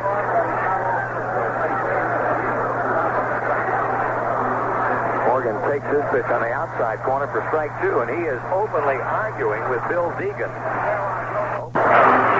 Morgan takes his pitch on the outside corner for strike 2, and he is openly arguing with Bill Deegan over the call on that pitch. Morgan not liking it a little bit, but it makes no difference because he is in a big hole at no balls and 2 strikes. Figueroa working quickly, kicks and throws. Morgan takes this one high for a ball. The Yankees have out-hit the Reds 6-4, but trail 3-2 as Cincinnati bats in the 6th inning. And that's Figueroa's job right now is to try and keep the Reds right where they are and hope that his Yankee teammates can muster enough offense to go out in front. Up with a fastball, 2-2 the count. A significant figure to this point in the game, Marty, is that the Reds have not left a single base runner. Not one. While the Yankees have stranded 6. Here's a 2-2 delivery. Swung on and lined over the glove of Stanley. Base hit. Roy White comes up quickly with the ball to hold Morgan at first base.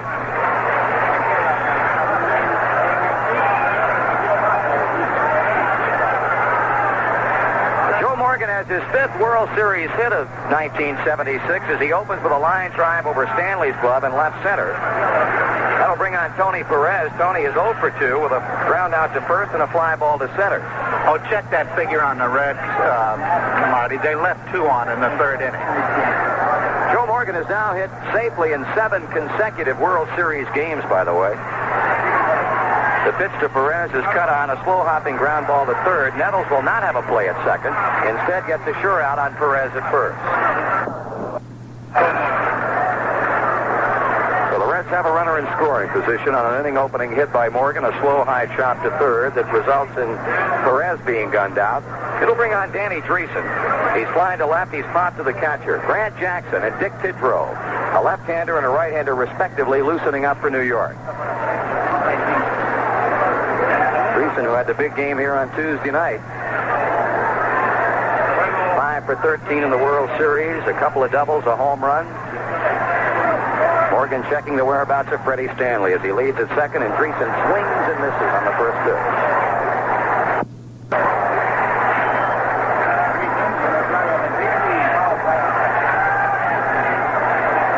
The big night that Dan had here on Tuesday night, Sparky Anderson not changing his opinion of the designated hitter one iota. Steadfastly standing by his feeling that it does not help the game any. 1 ball and 1 strike. He does concede, however, that it does make him a much better ball club. And I don't think that can be disputed in any quarter. 1-1 to count on Dreesen. Figueroa looking at Morgan out at second base with 1 away. The right-hander has his sign. A backward glance at second to pitch. Strike 2 called. Dreesen takes a quick look at Deegan, but I don't see where he had any complaint at all about that pitch. It was letter high. A nice breaking ball, and he was way out in front of the first one on the first pitch. That's the stuff that's been bothering him, at least this time at bat. See if he can adjust. Figueroa looking intently in. Morgan off at second base. Right-hander still looks. Now he's ready. Stretching the pitch. Swung on, popped up. It'll be Randolph to play it midway between first and second.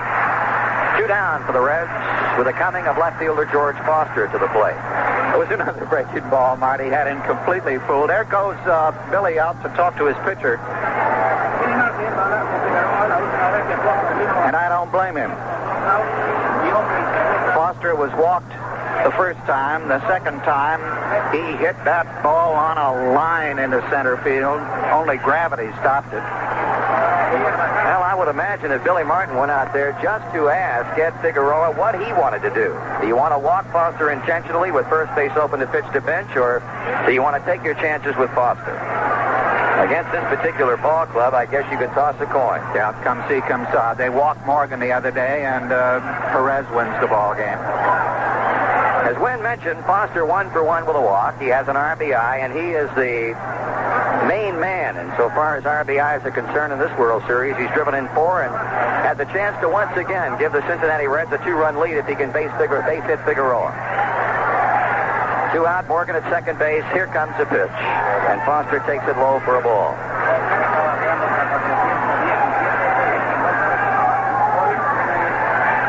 George batting an even .500, 6 hits, 12 times up. One of his hits for extra bases, a double. The 1-0 delivery. Taken on the outside edge for a strike. We pause 10 seconds for station identification. This is WCBS, New York. Hi, this is Mel Allen. Don't get caught off base because of the air freight company you use. Call Emory, the shortest distance between 2 points. Back into the batter's box. He's waiting on a 1-1 pitch from right-hander Figueroa. It's on the way to the plate. Foster takes it outside. 2 balls and a strike. All the while, Grant Jackson and Dick Tidrow continue their deliberations in the New York bullpen. Marty, it seems as though George is back in his MVP early season form. That he is, Win. That cost him a strike, and he is a man who very rarely argues with umpire calls, but very disenchanted over strike 2 call by Bill Deegan. Placid, mild-mannered George Foster, but not so in that particular situation. Figueroa battling to leave Morgan out at second. It's a 3-2 game, Cincinnati in the 6th inning. The 2-2 delivery is on the way to the plate. Foster strikes out swinging. A big out for Ed Figueroa. And in the 6th inning, the numbers for the Cincinnati Reds. No runs, 1 hit. 1 is left. After 5.5, Reds 3, Yankees 2. Sports 2, every Wednesday in the Bergen Record. It's the latest news on your favorite recreation and participant sports. It highlights on people, places, and events, starting in lifestyle sports, plus a complete listing of specialized local events. Watch for it in the Bergen Record. And if you want to stay on top of those important local and pro scores, call the Record Sports Lines for high school and college scores in the Bergen County area. It's 646-4470. That's 646-4470 for updated reports 24 hours a day, 7 days a week. And to catch up on the pros, the number is 646-4400. 646-4400 for the scores of college and pro events. Follow the Record daily and Sunday for expert sports coverage and opinion that takes you behind the scenes where the action starts. And don't forget to call Sports Line when you want to know who the winners are. The Bergen Record, New Jersey's largest evening newspaper. Depend on it. Remember, fans, you can enjoy year-round sports on many of these stations with CBS Radio Sports Parade of Events. Regular sports broadcasts 365 days a year. Special coverage of postseason football, Masters Golf, Triple Crown and Racing, baseball's All-Star Game, the League Championships, and next year, of course, the World Series. That plus the U.S. Open Tennis Championships. If sports turn you on, you turn on CBS Radio Sports Station all year long on many of these CBS radio stations. And that was a fascinating battle between Figueroa and Foster that time. George, knowing a base hit will bring him a run and reestablish a 2-run lead for the Reds. He had his eye gimleted on every pitch, and he would almost fall over the plate as he would watch those sharp breaking curves from Figueroa just catch that outside black rim. He disagreed on a couple. On the third, he thought he'd better go anyway, but he was fooled. His swing was anything but robust, and down he went. And so we come to the bottom of the 6th, and the Yankee crowd beginning to rise to it. It's 3-2 Reds, last of the 6th. Here we go, Marty. Okay, Win, Greg Nettles will start it off for the New York Yankees. They hit in 2 times tonight. The pitch to him is over a curve down low for strike 1 call. Nettles, Gamble, and Randolph.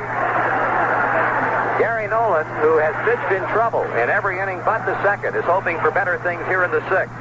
Ground ball hit to 2nd, took a big hop and goes over Morgan's head. That'll be a base hit on what started out a routine ground ball. It took one of those weird high hops, and Nettles is on with a base hit. Well, the Yanks can't complain about the breaks in this game. Error by Morgan on a simple ground ball. Error by Concepcion on a simple throw from first base. And that one looked like a routine out. And just before it got to Baby Joe, it jumped maybe 3 or 4 feet over his head. And so it's Nettles on first base. And it's Oscar Gamble. Gary Nolan. Sorry, Marty. That's all right, Win. The Yankees have talked about playing on natural grass as opposed to artificial turf. Here's a pop. Gamble swinging away on the first pitch, and Morgan will play it out near second. 1 away. They have talked about the difference of playing on artificial turf as opposed to natural grass, and we saw a vivid example of it on Nettles' ground ball. That ball is a routine out on artificial turf. But here at Yankee Stadium on natural grass, it took the strange hop, hitting a pebble, hitting the edge of the infield grass, whatever, to go over the head of Morgan. And with Gamble having popped out on Gary Nolan's first pitch, here's Willie Randolph. 0 for 2 with a fly out and a strikeout. He swings and bounces foul off third base. Nolan has had only 1 strikeout, but he got Randolph looking with a breaking ball away in the 4th. And that was at a crucial moment in the game.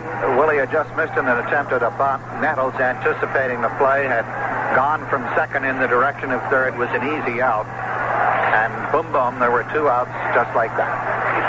Nolan turns and throws on to Tony Perez. Nettles, who Normally is not a threat to steal, does not take that big a lead, and had no problem getting back to the bag. They get Billingham and Bourbon again in the Cincinnati bullpen. Randolph, a shot to right field, slicing, foul ground, and out of play. 2 strikes on the New York second baseman.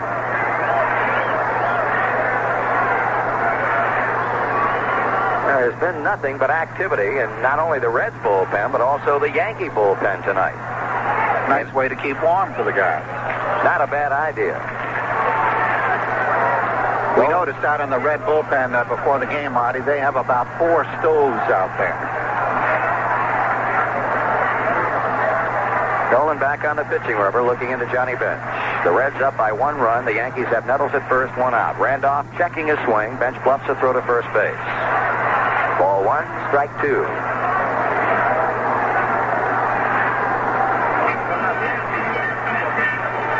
Gary Nolan trying to nail it down for Cincinnati. Here's a pitch. Line drive center field. It will hang up long enough for Geronimo to catch it. 2 out. Fred Stanley, who anchors the New York Yankee batting order, being sent up to the plate. But Billy Martin, it looked like, was waiting for Stanley to come back to the dugout, and we may well be seeing a New York pinch hitter right now. Stanley had gotten all the way to the plate. Finally, Billy got his attention. It looks like Ellie Hendrick being called in from the New York bullpen. We saw the same thing occur here on Tuesday night, and it's going to be Stanley lifted in the 6th inning for, in all likelihood, Ellie Hendrick as the New York pinch hitter. So Nolan, hands crossed, or arms crossed, standing out in front of the pitching mound, as Pete Rose over at third base converse with New York third base coach Dick Hauser. Over at first, Elston Howard, the Yankee first base coach, talking with the umpire over there, Bruce Fremming. So Billy Martin, who has not been averse at all to going to his bench strength, has used pinch hitters numerous times in this World Series, while on the other side of the coin, the Cincinnati Reds have not seen fit to go to their bench 1 time in this World Series. Sparky Anderson has gone with the same 9 in every game, of course with a change of pitchers, but has not gone to his bench at least 1 time. Well, with the exception of the first inning run that the Yankees got here, that's the only lead that the Yankees have had. So the Reds have held the lead ever since Joe Morgan hit a home run in the first inning of the first game. So Sparky hasn't felt it necessary. Of course, Sparky says that with the DH hitter in there, it's taken away his prerogative of being a strategist with the yanking of his pitchers and inserting pinch hitters. He hasn't had to do it in this game. He's been able to stay with his pitchers until they've actually been knocked out. Hasn't had to replace them with a batter. Here's Ellie. He's a left-handed batter. He's 0 for 1 in the World Series. He swings and misses on the Nolan change. The Yankee pinch hitters have not had a hit in 7 times up. Hendricks failed with 2 on out in Cincinnati in the second game. Runner at first base, Greg Nettles, 2 down, and again he has completely befuddled Hendricks, who takes a half-hearted cut and does not get it. Strike 2. Hendricks commits himself with a raised right foot, reminiscent of Mel Ott. Of course, not nearly as high, but unless he has gauged the type of pitch it is, he's completely off balance, and he missed both those pitches by the proverbial mile. Back with the 0-2 pitches, Nolan, and he pops him up. Tony Perez is behind first. Now he's in foul ground, and he makes the catch to end the inning. Well, the Yankees, no runs, 1 hit. No Cincinnati errors, 1 man left on. We are 2/3 of the way home. The 4th game of the 76 World Series. It's a 1-run game. The Reds 3, the Yankees 2. It's chainsaw in a class by itself. Back at Yankee Stadium, and if the Cincinnati Reds hold this 3-2 lead for the remaining 3 innings and sweep the Yankees in 4 straight, they will merely be turning the table on New York. The Yanks beat them 4 straight in 1939. That was the year when Ernie Lombardi in the final game was knocked out at the plate, and 2 or 3 Yanks ran across.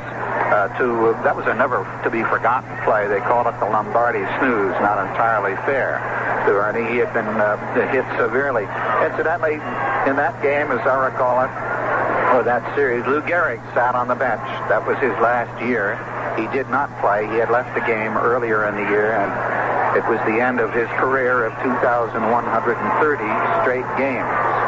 That was a never-to-be-forgotten series, as indeed this one will be if it continues along the same way, at least in Cincinnati, and that's Johnny Bench, Marty. And Johnny Bench is a man who has had the big blow in this game. His home run back in the 4th inning with Foster aboard. He swings away on Figueroa's first 7th inning offering, hits one to right field, Gamble running toward the line, almost fell down, but he righted himself and made the catch.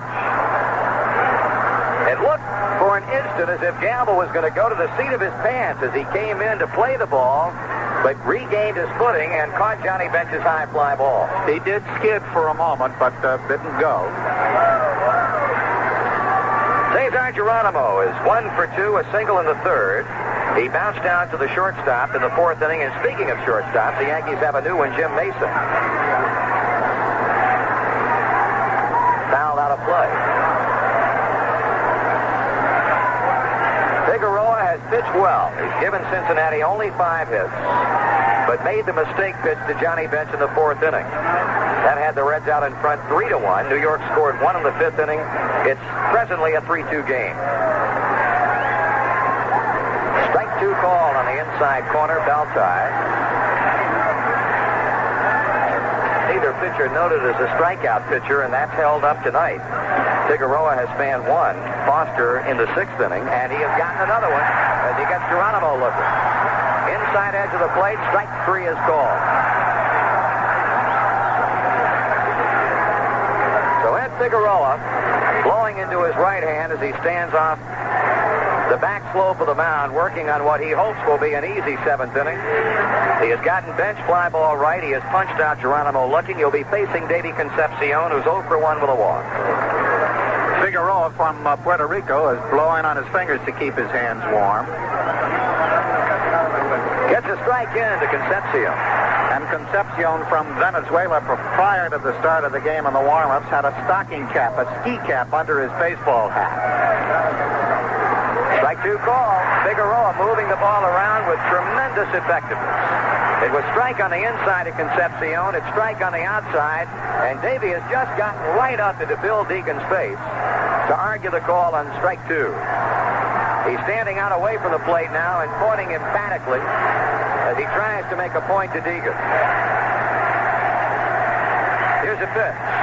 Here's a line drive. Base hit into center field. So Concepcion comes up with a 2-strike single to center, hit number 6 for the Reds. As we go back to the top of the batting order for Pete Rose, who's 1 for 3, a first-inning double. And those outside sweepers that have been called strikes on him, Davey just reached over the 3rd one that came and just lined it, a tap line drive into center field for the base hit. Rose is 3 for 14 in this series. 214 batting average, an RBI. Had all 3 of his hits in the now 2 games here at Yankee Stadium. Throw to first. Won't be surprised if Sparky Anderson has Concepcion running in this situation. Davey has the lead. Figueroa again throws that way. Got Rose at the plate, who rarely ever strikes out. He's going to put the ball in play more often than not. And Concepcion, who's an excellent base runner. So let's see what happens. Figueroa to the plate, and Rose with a take, a strike.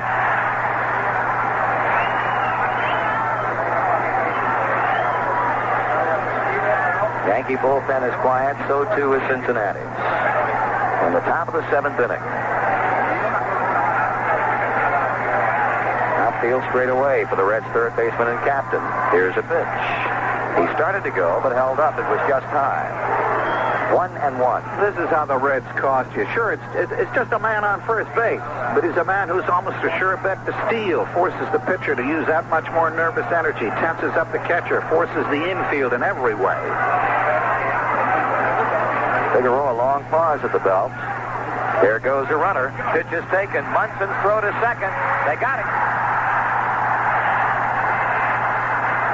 Jim Mason took the throw. Concepcion out easily. So for the Reds in the 7th inning, no run, 1 hit, no nobody left on. We move to the Yankee 7th as they stand at Yankee Stadium. It's Cincinnati 3 and New York 2. You can get shock absorbers almost anywhere these days, and good ones. But when you think you need shocks, what you really need is a shock specialist to make sure you get the right shocks for your car and the way you drive. At Midas, you get a shock specialist. Who else can you trust to tell you whether you really need shocks at all? Who else can choose from 5 different kinds of heavy-duty shocks for your car? Who else can install those shocks in 30 minutes or less? Come to Midas. We're shock specialists. We have to do a better job. The following is a test. Please answer all questions truthfully. Question 1. Which of these do you like most? Rowboat, dentist, Opal Isuzu? Question 2. If you and 3 friends wanted to take a nice trip, would you take turns carrying each other, take turns throwing each other, or buy an Opal Isuzu? Question 3. Given a choice, would you attend a lecture on good posture, hurt your foot, or buy an Opal Isuzu? If you answered Opal Isuzu to all 3, see your Buick Opal dealer and take a test drive. Otherwise, see someone else. So we come to the last half of the 7th inning here at Yankee Stadium. What the Yankees hope will be a lucky 7th as they trail 3-2 as Thurman Munson, with his groin and his hitting, had the Yankees at the lead or win the game tonight. The name of Munson will be garland with roses around this town. Incidentally, I noticed, speaking of roses, looking over the stands, the first tier of them to the right of the plate, there's a love-hate relationship. You know how close it really is. I'll read you the first sign. It says, Pete Rose, I love you. The second sign says, Bergenfield, New Jersey, hates Pete Rose. And they're exactly side by side. He must be within the same family. Well, the family of man, Yankee Rooter division, is on its feet, has had its 7th inning rest, and they hope the Reds get none as Mickey Rivers starts off for the Yankees, the American League champions, trailing by a run. Marty? Rivers is 1 for 3. A single in the 5th inning. He stole second and rode home on a Munson base hit. Takes the ball as he bluffs a bunt, or rather a strike. Deegan belatedly throwing up his right hand. He made it happen for New York in the 5th inning. They're hoping he can do it here in the 7th. Gary Nolan back on the pitching mound and back to the plate. Misses with it, down and in. 1 ball and 1 strike. Now we've got a new face in the Reds bullpen as we play ball here in the home 7th. Left-hander Will McEnany is up alongside right-hander Jack Billingham. A swing and a pop. Bench might have a play. Coming back to the screen. Still on the move and diving through the seats as he goes over the railing. He could not come up with it. One heck of an effort by Johnny Bench, who dove into that pass of humanity. Down just to the left of our CBS broadcast booth, but had to battle a lot of hands and came away with nothing. And dive he did. That's the second one in this series. The first one he did get over by first base. Nolan is ahead of Rivers. 1 ball and 2 strikes.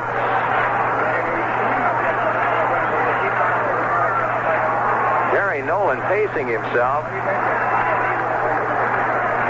as he walks off the mound out toward first baseman Tony Perez. May have said something to the Reds first baseman.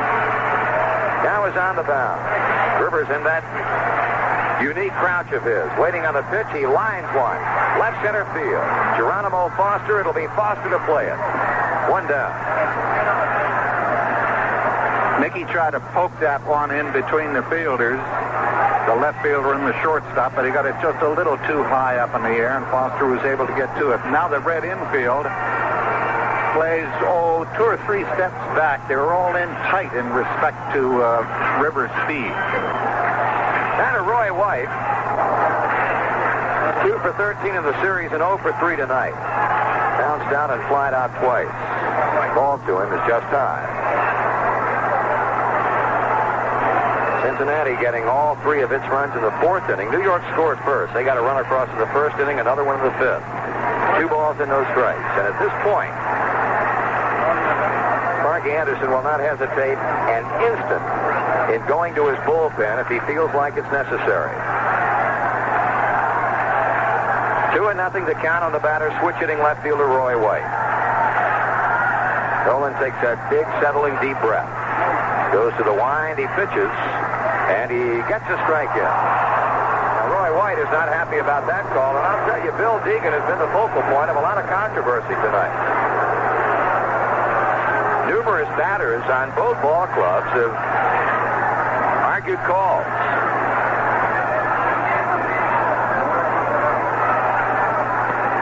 The kick and the pitch, swinging at a grounder foul between the bag and the coaching box. Played there on a couple of hops by former Yankee great catcher Elston Howard.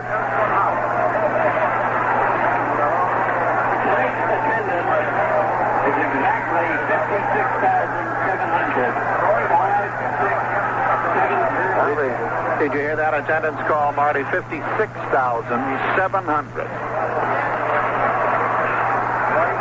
2-2 the count. Nolan against White. Fly ball.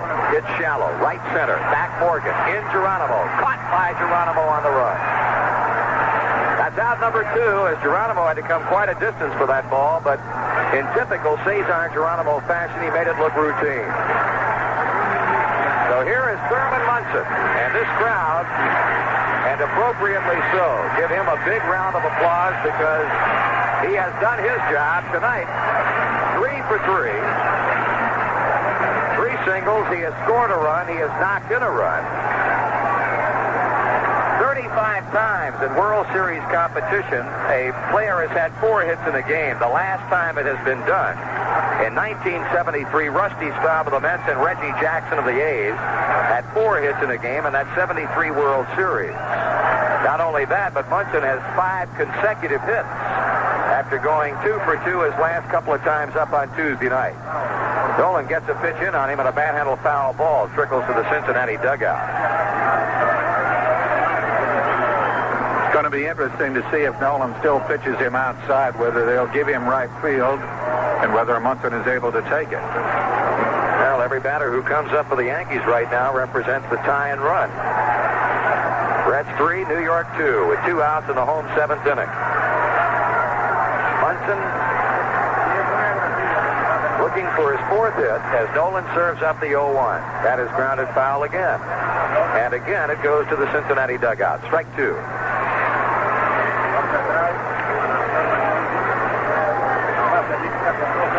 Nolan has not had an easy inning since way back in the 2nd when he retired Nettles, Gamble, and Randolph in order. But here in the 7th inning, he's gotten Rivers and White on fly balls, 1 to left and 1 to center. Canton, Ohio's Thurman Munson has the bat cocked as Nolan comes to the plate. And he chops this one foul. Johnny Bench running off to the right of home plate to pick it up. Continue with Dillingham and McInerney, a right-hander and a left-hander for the Cincinnati Reds in their bullpen.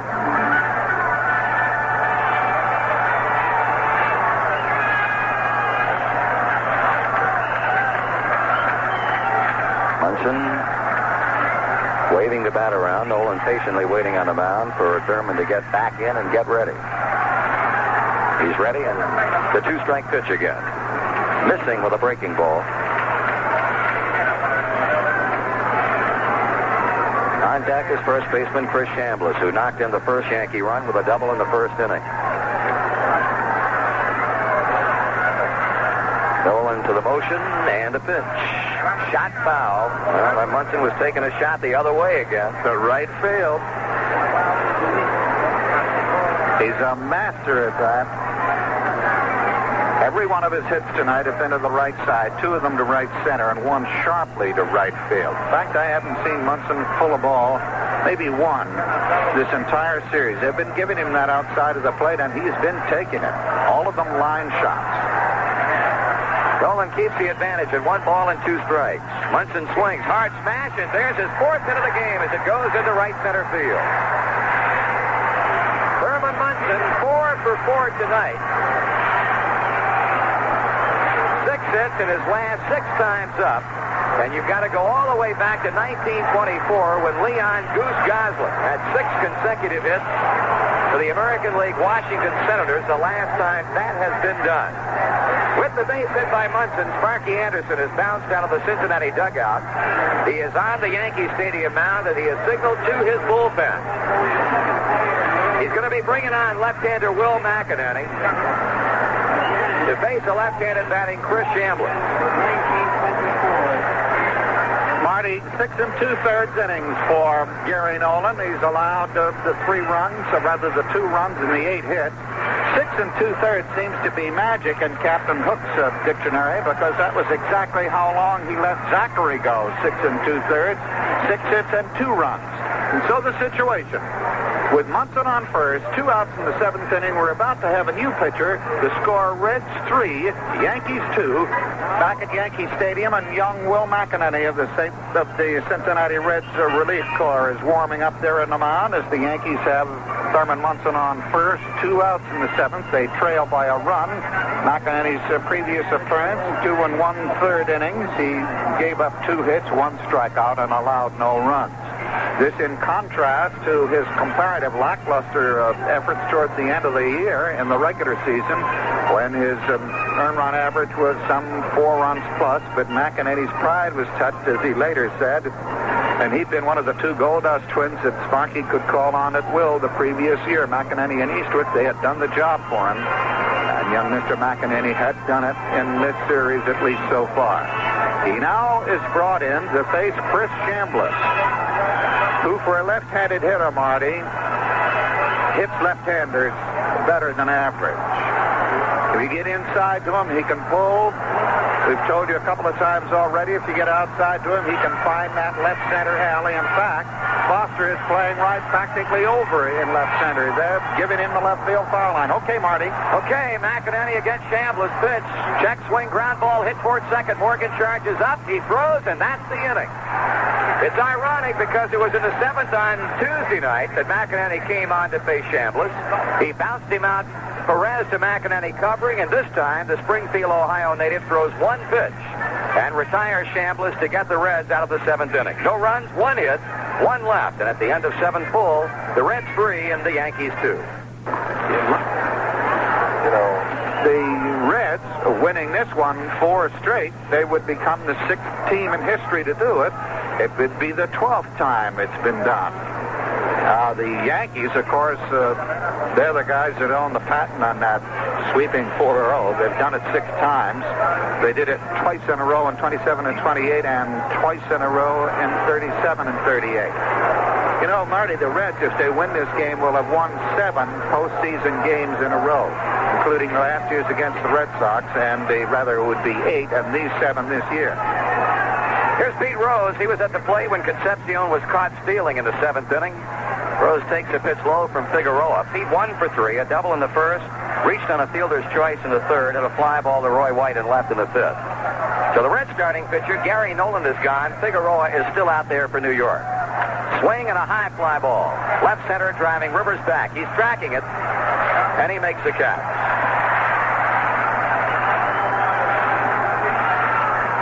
Bring on Ken Griffey, who's hitless and 3 times up.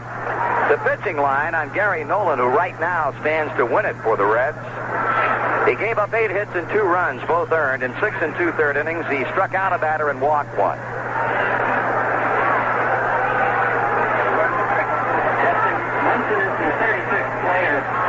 Figueroa serves it up. Griffey takes a strike down. 0-1.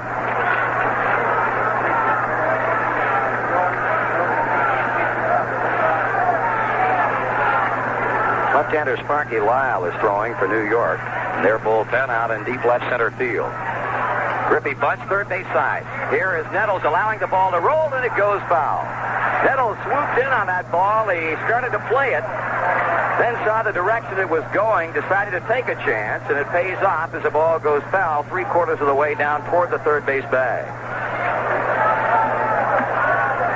Ken Griffey, who rarely ever attempts a bunt on artificial turf, but has been known to do so on natural grass, tried it right then and fouls it away. 0-2. There was no way they would have gotten it. He was 2/3 of the way down by the time Nettles got to the ball. Griffey is one of Sparky Anderson's proudest, products. Sparky thinks that he's had a very definite hand in the development of young Mr. Griffey. Well, the youngster had quite a season, batting .336 to finish second in the National League this season. He has a pitch in on him. He bounces out in front of the plate, picked up by Munson, throwing to Chambliss. He got the out. Some indecision on Griffey's part about whether or not that ball was fair or foul. Munson. Here is the bulletin from News 88. United Press International report from Hong Kong. Mao Zedong's widow and other key radical elements in the Chinese Communist Party have been killed. United Press International, quoting the official China news agency, is saying Mao Zedong's widow and other key radical elements in the Chinese Communist Party have been killed. Keep tuned to News 88 for further details. Now back to the World Series. In for a strike.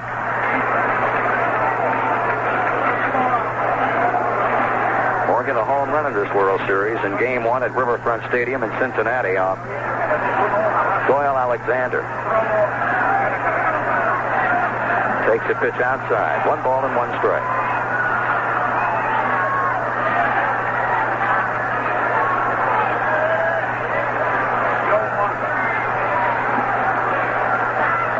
Figueroa studies a sign for Munson. 2 out, nothing going on for Cincinnati. Pitch. Fastball is high. 2-1.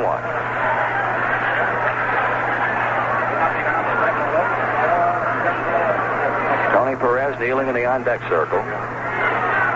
Morgan a swing, a fly ball, right center field. Hit well, but not well enough. There is Rivers, and on the track, he's got it. Mickey pulling it in at the 385 marker.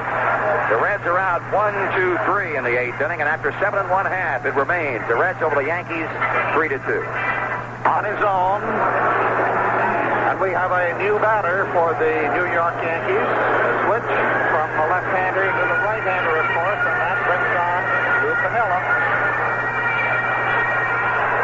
Piniella 3 hits and 8 times in the World Series as he pinch hits for Carlos May. The second pinch hitter that Billy Martin has sent up tonight, Ellie Hendricks, popped out to Tony Perez in the 6th inning. Here's McEnany with a pitch to the right-handed hitter, and he misses outside ball 1. Well, we should note that right-hander Raleigh Eastwood, who has not yet made an appearance in this World Series, but has been the breadwinner for Sparky Anderson's bullpen, is loosening up. He's a right-hander. Swung on and hit hard to left. Foster got a late break on the ball, but still will make the catch. Piniella hit that ball right on the button. Foster, reacting slowly, came in then quickly and had to reach back over his left shoulder to grab the ball. That brings up Greg Nettles with 1 out. Nettles has singled twice and 3 times up. Strike is called to him. To give you some idea how important Thurman Munson and Chris Chambliss have meant to the Yankees in this World Series, New York going into this inning was batting .233 as a team. That's a pitch low for a ball. Munson and Chambliss collectively have gone 14 for 33. Now the Yanks without that pair hitting 167 with 16 hits and 96 times up. High and inside, ball 2. So Thurman Munson and Chris Chambliss have really been important to New York. Despite the fact they are trailing 3-0 in this World Series, you cannot discount their performance. McEnany a pitch away from issuing a walk. Low outside, 3-1 to Nettles. Marty, if you go back 7 times on Munson's at-bat, the 7th time was that line shot that Perez turned into the double play on Rivers. That's right. Ball 4, and just before McEnany delivered that pitch, Dave Concepcion moved to the first base side of second, which meant that the Reds had 3 players on the right side of the infield, but it was academic as the pitch turned out high, and Nettles is on for the 1-out walk. Oscar Gamble, left-handed batter. He's popped to third, reached on a fielder's choice, popped out to Joe Morgan at second. The Yankees have the tying run on with 1 out. McEnany delivers to the plate. Gamble swings, fly ball, left center. Foster is going to be there and brings it down for out number 2.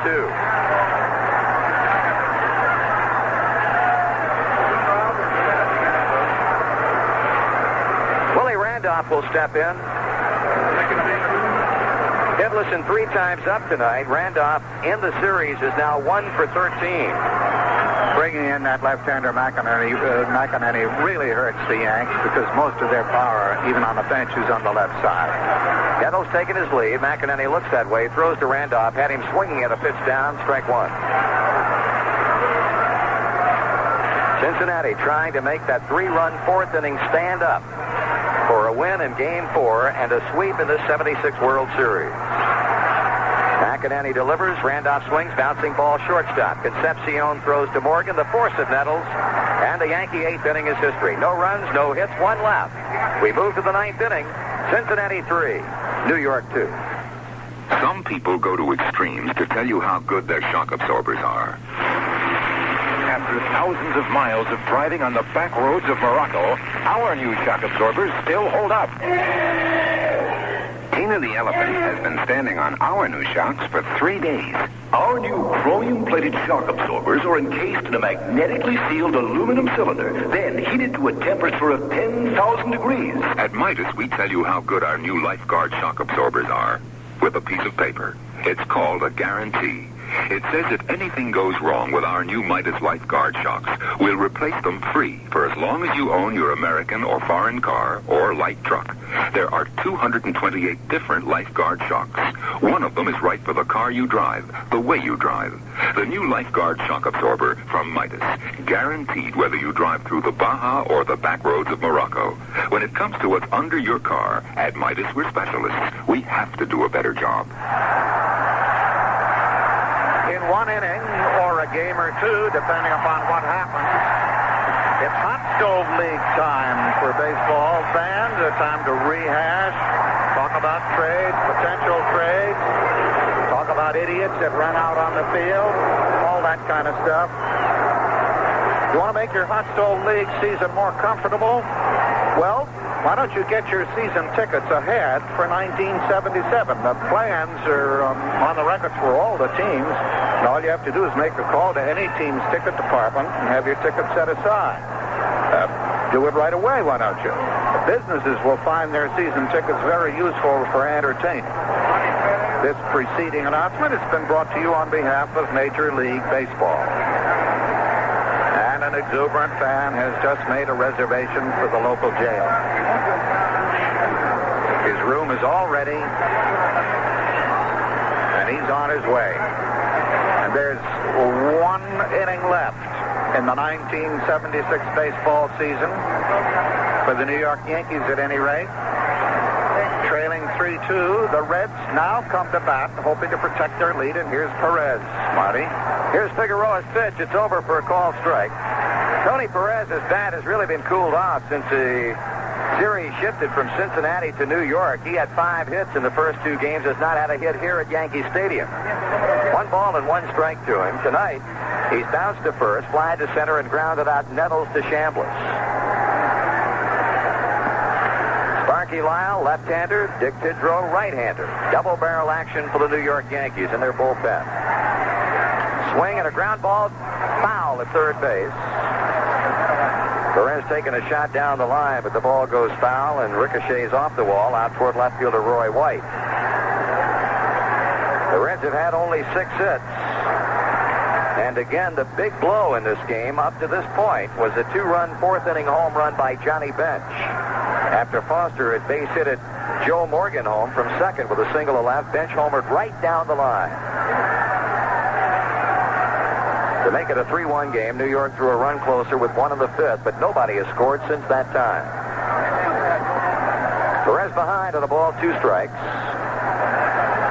The wind continuing to swirl around at Yankee Stadium. 2 balls, 2 strikes. Fastball low and outside.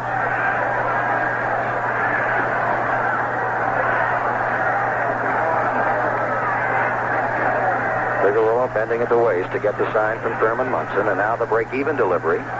He misses with that one, but just by inches. Thurman Munson turns around, argues with Bill Deegan, and Figueroa came off the mound. He's really been out of shape. He thought it should have been called strike 3, and I'll tell you, the pitch was awfully, awfully close.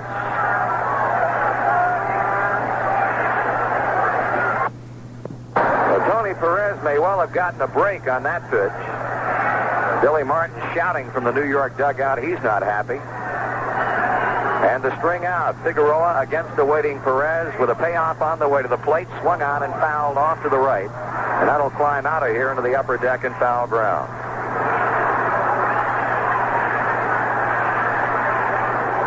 Mickey Rivers, who can run many, many balls down with that tremendous speed, playing Perez toward the gap in left center. Oscar Gamble pulled well off the line in right, but still a lot of real estate for Tony Perez to shoot at in right center field. He gets a walk on the pitch high and inside. So Figueroa, in a one-run game that has his team trailing, has just issued his fourth walk of the night. And his first since Joe Morgan walked and ultimately scored as a leadoff batter in the fourth inning. Tony Perez has tried to steal once before in this series and was thrown out. Dreesen looking for his first hit. He's 0 for 3 tonight. Nettles playing in shallow at third base. Dreesen looks at a head-high fastball from Figueroa. 0-1. Many, many balls down with that tremendous speed, playing Perez toward the gap in left center. Oscar Gamble pulled well off the line in right, but still a lot of real estate for Tony Perez to shoot at in right center field. He gets a walk on the pitch high and inside. So Figueroa, in a one-run game that has his team trailing, has just issued his fourth walk of the night. And his first since Joe Morgan walked and ultimately scored as a leadoff batter in the fourth inning. Tony Perez has tried to steal once before in this series and was thrown out. Dreesen looking for his first hit. He's 0 for 3 tonight. Nettles playing in shallow at third base. Dreesen looks at a head-high fastball from Figueroa. 0-1. We made the point earlier concerning Sparky Anderson.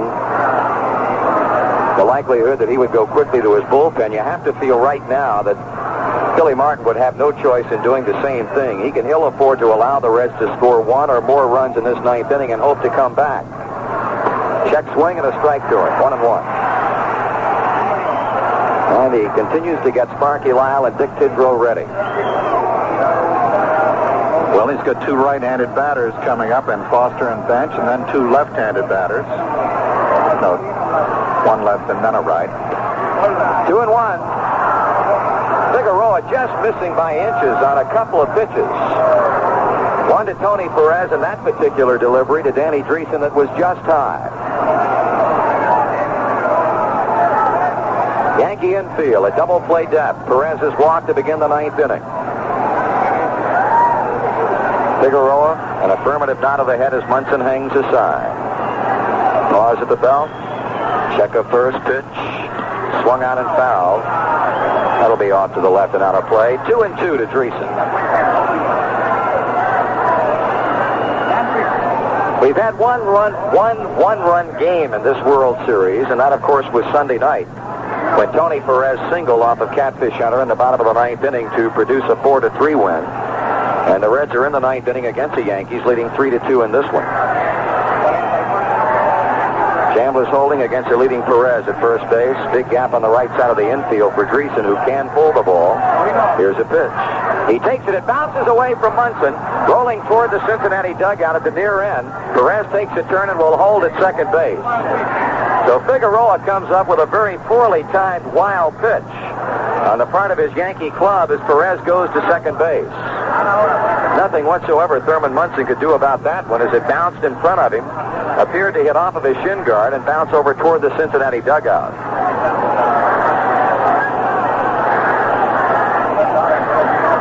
Three balls and two strikes on Danny Dreesen. Now a timeout is called by third base umpire Lee Wire as a first base ump. Bruce Fremming walks over toward the New York Yankee dugout, and he's just thrown Billy Martin out of the game. Billy Martin has just been pitched out of here. Fremming and Martin are nose to nose as Fremming continues to wave Martin off the Yankee Stadium premises. I can't imagine why that would have occurred. There's no question it was a wild pitch. Well, I think possibly that the argument first had to be directed at plate umpire Bill Deegan because of, I'm sure, Billy Martin feels like he definitely missed one pitch on Figueroa and possibly two. Now, whether the argument then went to Fremming at first base. I don't know, or whether maybe Fremming felt like he had heard enough guff from Billy Martin directed at the plate umpire.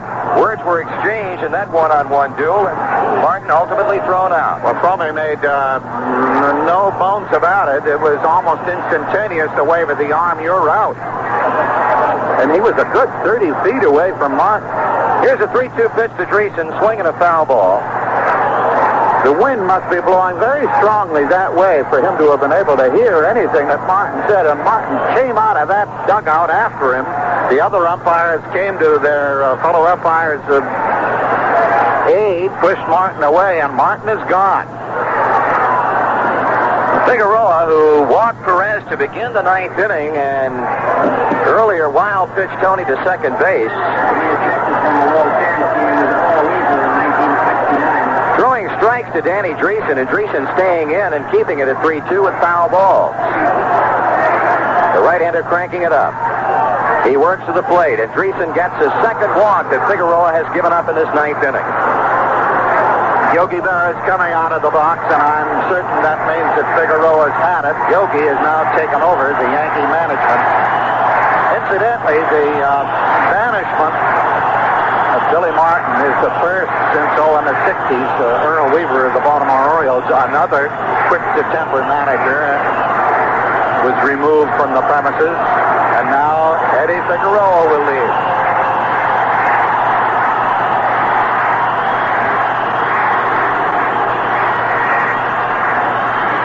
Because we've got the right-handers Foster and Betch coming up in that order, it's highly likely that Dick Tidrow will be the reliever for the Yankees, although he has not as yet made his appearance.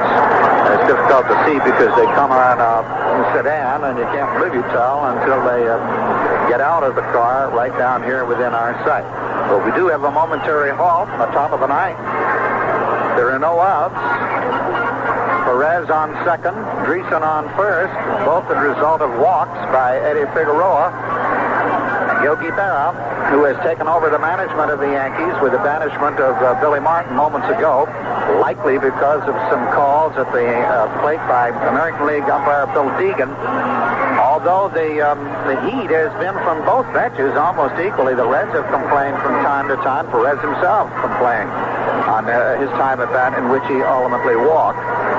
Both clubs have found fault with the umpiring at the plate in this particular game. In fact, that's the first time in the entire series that there's been any remonstrations about the umpiring at all, Marty. It's somewhat ironic that Billy Martin should be thrown out of this game by a National League umpire, because Sparky Anderson told me earlier today that he had been told by other American League managers that umpires in this league, in the American League, take a whole lot more from managers in the American League than they do in the National League. And I know that the man who just threw Billy Martin out of here, Bruce Fremming, over the course of a National League season, he's going to allow a manager to argue, but he's only going to let him go so far, and if it continues, he's going to be listening to the ball game on the radio from the clubhouse. And as it turns out tonight, Billy Martin is ejected the first time since 1969 when Earl Weaver was thrown out, and tonight it was done by Bruce Fremming, a National League umpire. Well, as I said, it had to be a long-range discussion because Martin was in the dugout, and Fremming is the right field umpire, and he was two-thirds the way up towards the foul line. Whatever it was that Martin said, the wind was blowing in that direction because Fremming heard it. He made absolutely no question about what he had in mind. He waved his arms, you're out. No discussions, no remonstrations about take it easy, no coming close and letting Billy jabber at him. He said, you're out. And then Martin jumped out of the dugout and headed for the umpire, but the other three umpires also headed for the field of battle, and they interposed themselves between the Yankee irate manager and the umpire who did it all, and Martin has left after throwing a towel in the dugout, and he is now in the dressing room. The situation on the ball field, the Yanks trailing 3-2, top of the ninth. Perez on second, Dreesen on first, and Yogi Berra, who's been on both sides of the league fences. He's been in the National League as a manager of the New York Mets, and of course he was a manager of the New York Yankees. They were in a World Series. He didn't win it against the St. Louis Cards, as I recall. Yogi, who holds more World Series records than almost anybody, in both the new and old Yankee Stadiums, is now managing or conducting whatever business needs to be conducted in this last half inning for the Yankees. As we see him standing there in the dugout as Tidrow takes the mound and Foster takes the batter's box. Men on first and second, nobody out.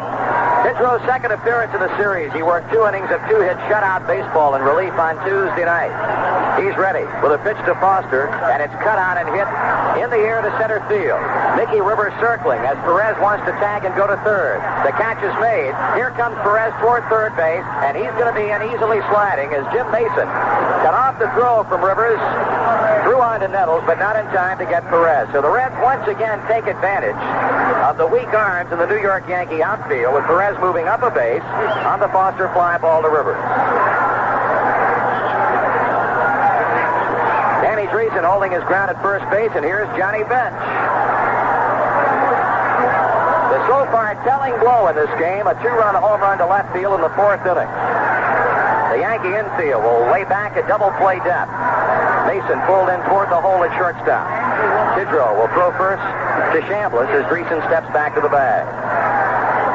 Dreesen, who's already tried one steal in the series and was cut down, I suspect is going to try to force things by going to second, and we'll have Munson with a quick look at third. Here's a pitch to Bench. Swung on and hit deep left field. That might be his second of the game. It's gone, a home run. Johnny Bench with his second home run of the night.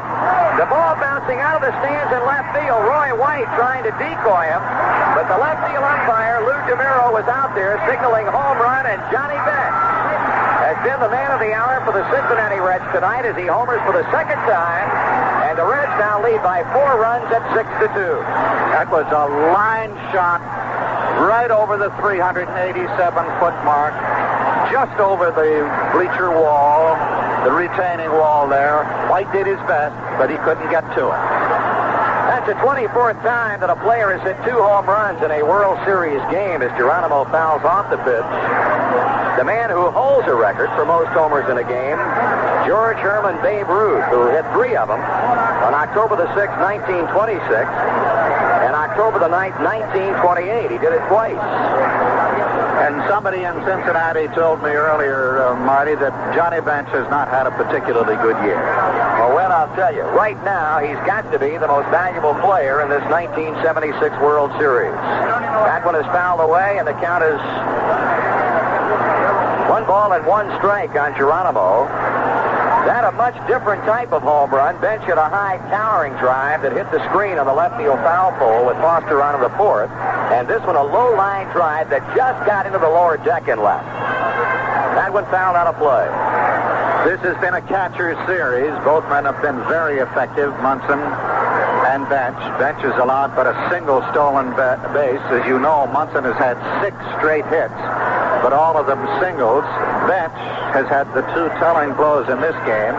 Gave the Reds the lead in the 4th inning with a 2-run homer, and now in the 9th with a 3-run homer. Tidrow, the pitch to Geronimo. Cut on and popped out of play. Off to the left, and a holding count of 1 ball and 2 strikes.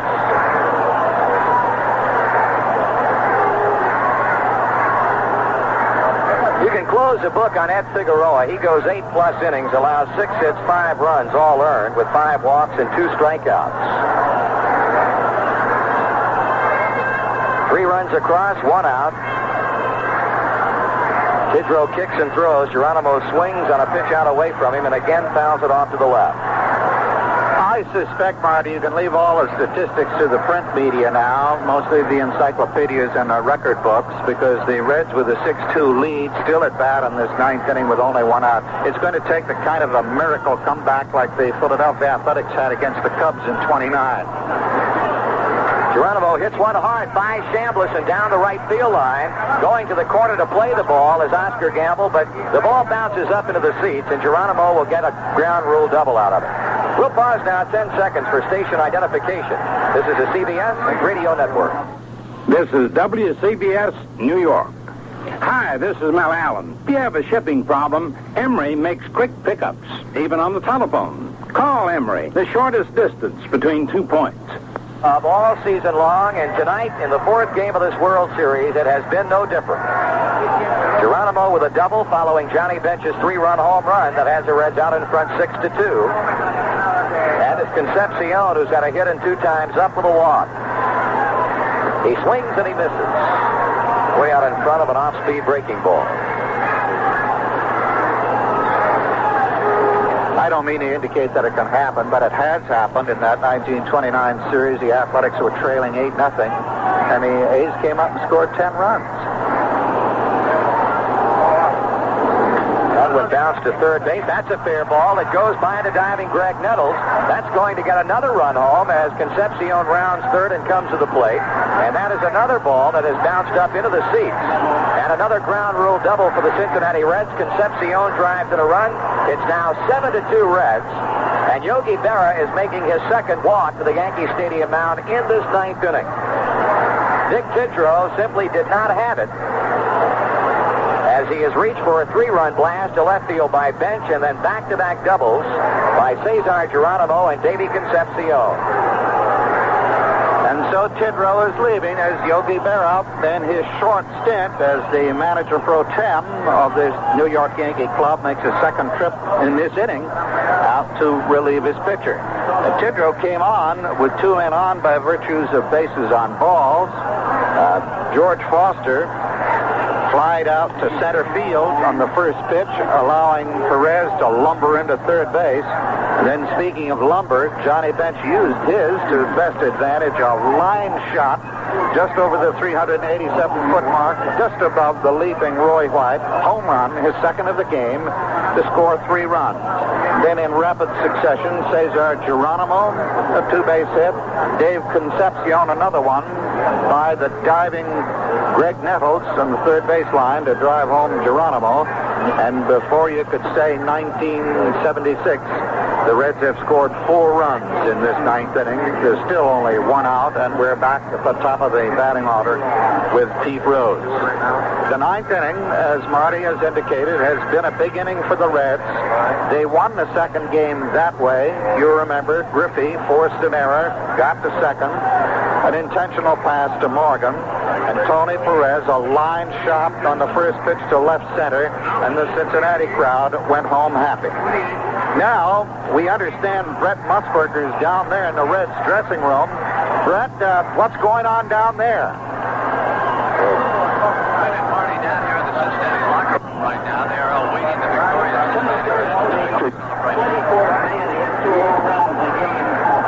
Brett Musburger, are you down there in the Reds dressing room?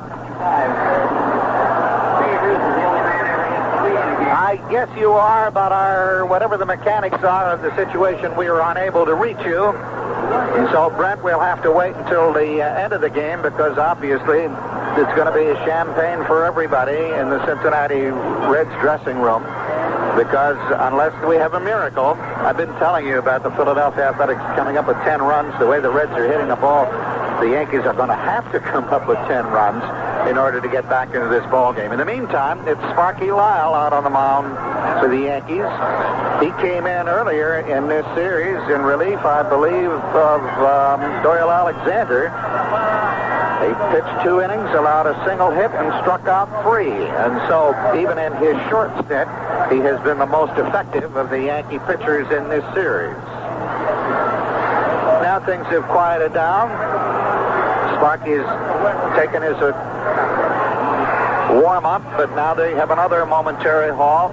The door is open to the left field exit. A couple of bottles or something of concern to the ground crew has come out, and they're up there recovering what's on the ground and about to close the doors just to the center field side of the 387-foot mark, a spot which will be remembered for a long time as the spot that Johnny Bench hit his ball. Here's Pete Rose, and Sparky Lyle gets the first pitch over on the inside corner, strike 1.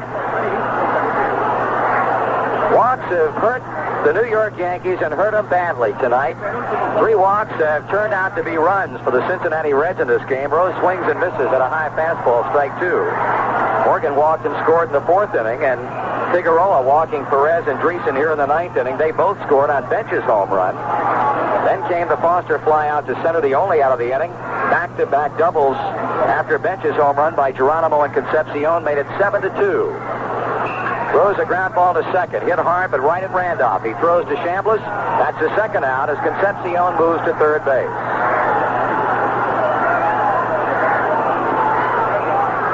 It'll be Ken Griffey, who's without a hit and 4 times up tonight. Raleigh Eastwick is throwing for the Cincinnati Reds, while Ron Guidry and Doyle Alexander are loosening up for the New York Yankees. Runner at third, 2 men out. Griffey grounds one to first. Chambliss lays back, plays. He'll beat Griffey to the bag, and that's the inning. For Cincinnati, a big, big night. They score 4 times on 3 hits. They strand 1. And after 8.5, it's the Reds 7, the Yankees 2. So we're 3 outs away from the end of the 76 season and the 76 World Series as the Reds jumping on a variety of Yankee pitchers in the 9th inning for 4 runs, including a 3-run homer by Johnny Bench, now are 7-2 in the lead, and the first National League club since 1922 to win 2 World Series in a row, turning the tables on the 39 Yankees who are doing it 4 in a row.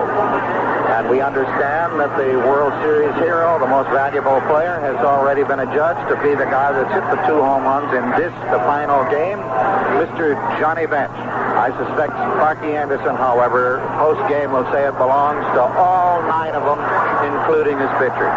Marty?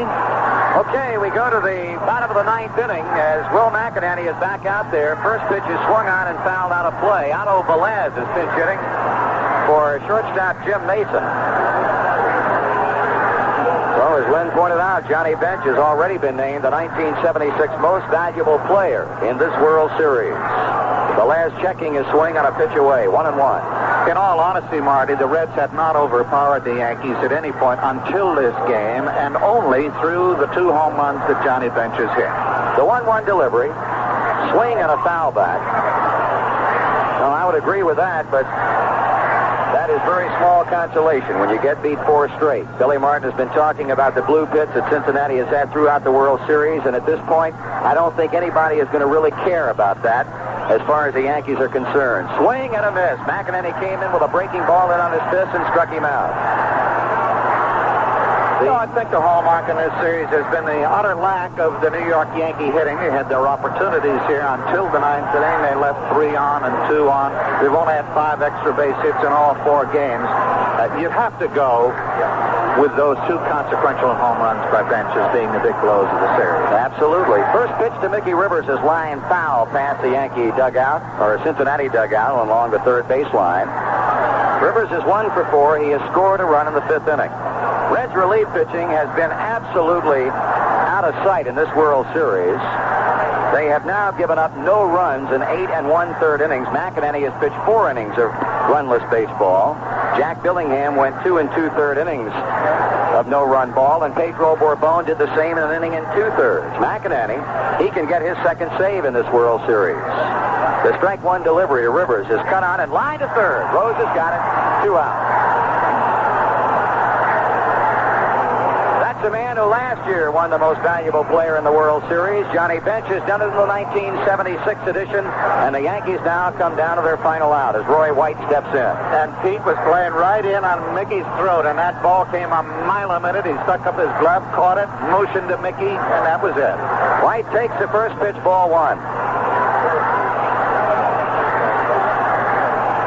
Cincinnati an out away from sweeping the 76 World Series. White takes a pitch high, 2 balls and no strikes. They would be the first to sweep since Baltimore did it over the Dodgers in 1963. Swung on, high fly ball. The left center should do it. There's Foster, and the 1976 World Championship belongs to the Cincinnati Reds. In the 9th inning, the Yankees are out in order as the Reds in this 4th game in sweeping Billy Martin's New York Yankees do it decisively. 4 in the 9th inning and a 7-2 final score. There I was, successful businessman, wonderful family, nice home, no crabgrass. But I had to work for it all. I never actually won anything until I played Budget Rent-A-Cars. I can't wait to win sweepstakes. Then it happened. I won, and you can too, because every licensed driver wins one of 5 different prizes. Chevrolet Caprice all the way to terrific-looking T-shirt iron-on. Look, there's no purchase necessary, and the offer expires November 30th. So unless it's prohibited in your area, play the I Can't Wait to Win sweepstakes today at participating budget locations. Be an instant winner. Life is nicer when you're a winner. Sweepstakes rules available at participating locations or see our mail-in offer in national magazines. And right now at participating budget locations, you can rent a Chevrolet Caprice or similar car for only $14.95 a day, 16 cents a mile plus gas. Be an instant winner at Budget Rent-A-Car. Down in the Cincinnati locker room with Johnny Bench. Johnny, congratulations on that terrific performance. Oh, it's been so long, and gosh, I can't tell you. It's been a rough year, and I just tickled to death. 2 home runs, Johnny. Which one did you hammer the hardest? The first one or the second one? I really hit hard. I was looking to drive the last guy and just hit the ball hard somewhere. And I can't imagine. I really, in all my years, this is the greatest thrill I've probably ever had. You were voted the most valuable player, and John, you really deserved it. I'll tell you. Thank you. Well, when you play with these guys and they've done the job all year, and then you're able to do something just to, make up for everything you haven't done all year. It's just a great inspiration for me and a great feel. John, not only are you a great athlete, but let me say that you set such a marvelous example for everyone who follows the game of baseball. As someone in the media who's had to deal with all kinds of athletes, there's no one finer than Johnny Bench. Thank you. All right, Johnny, congratulations. And right now, our post-game show will continue in 1 minute.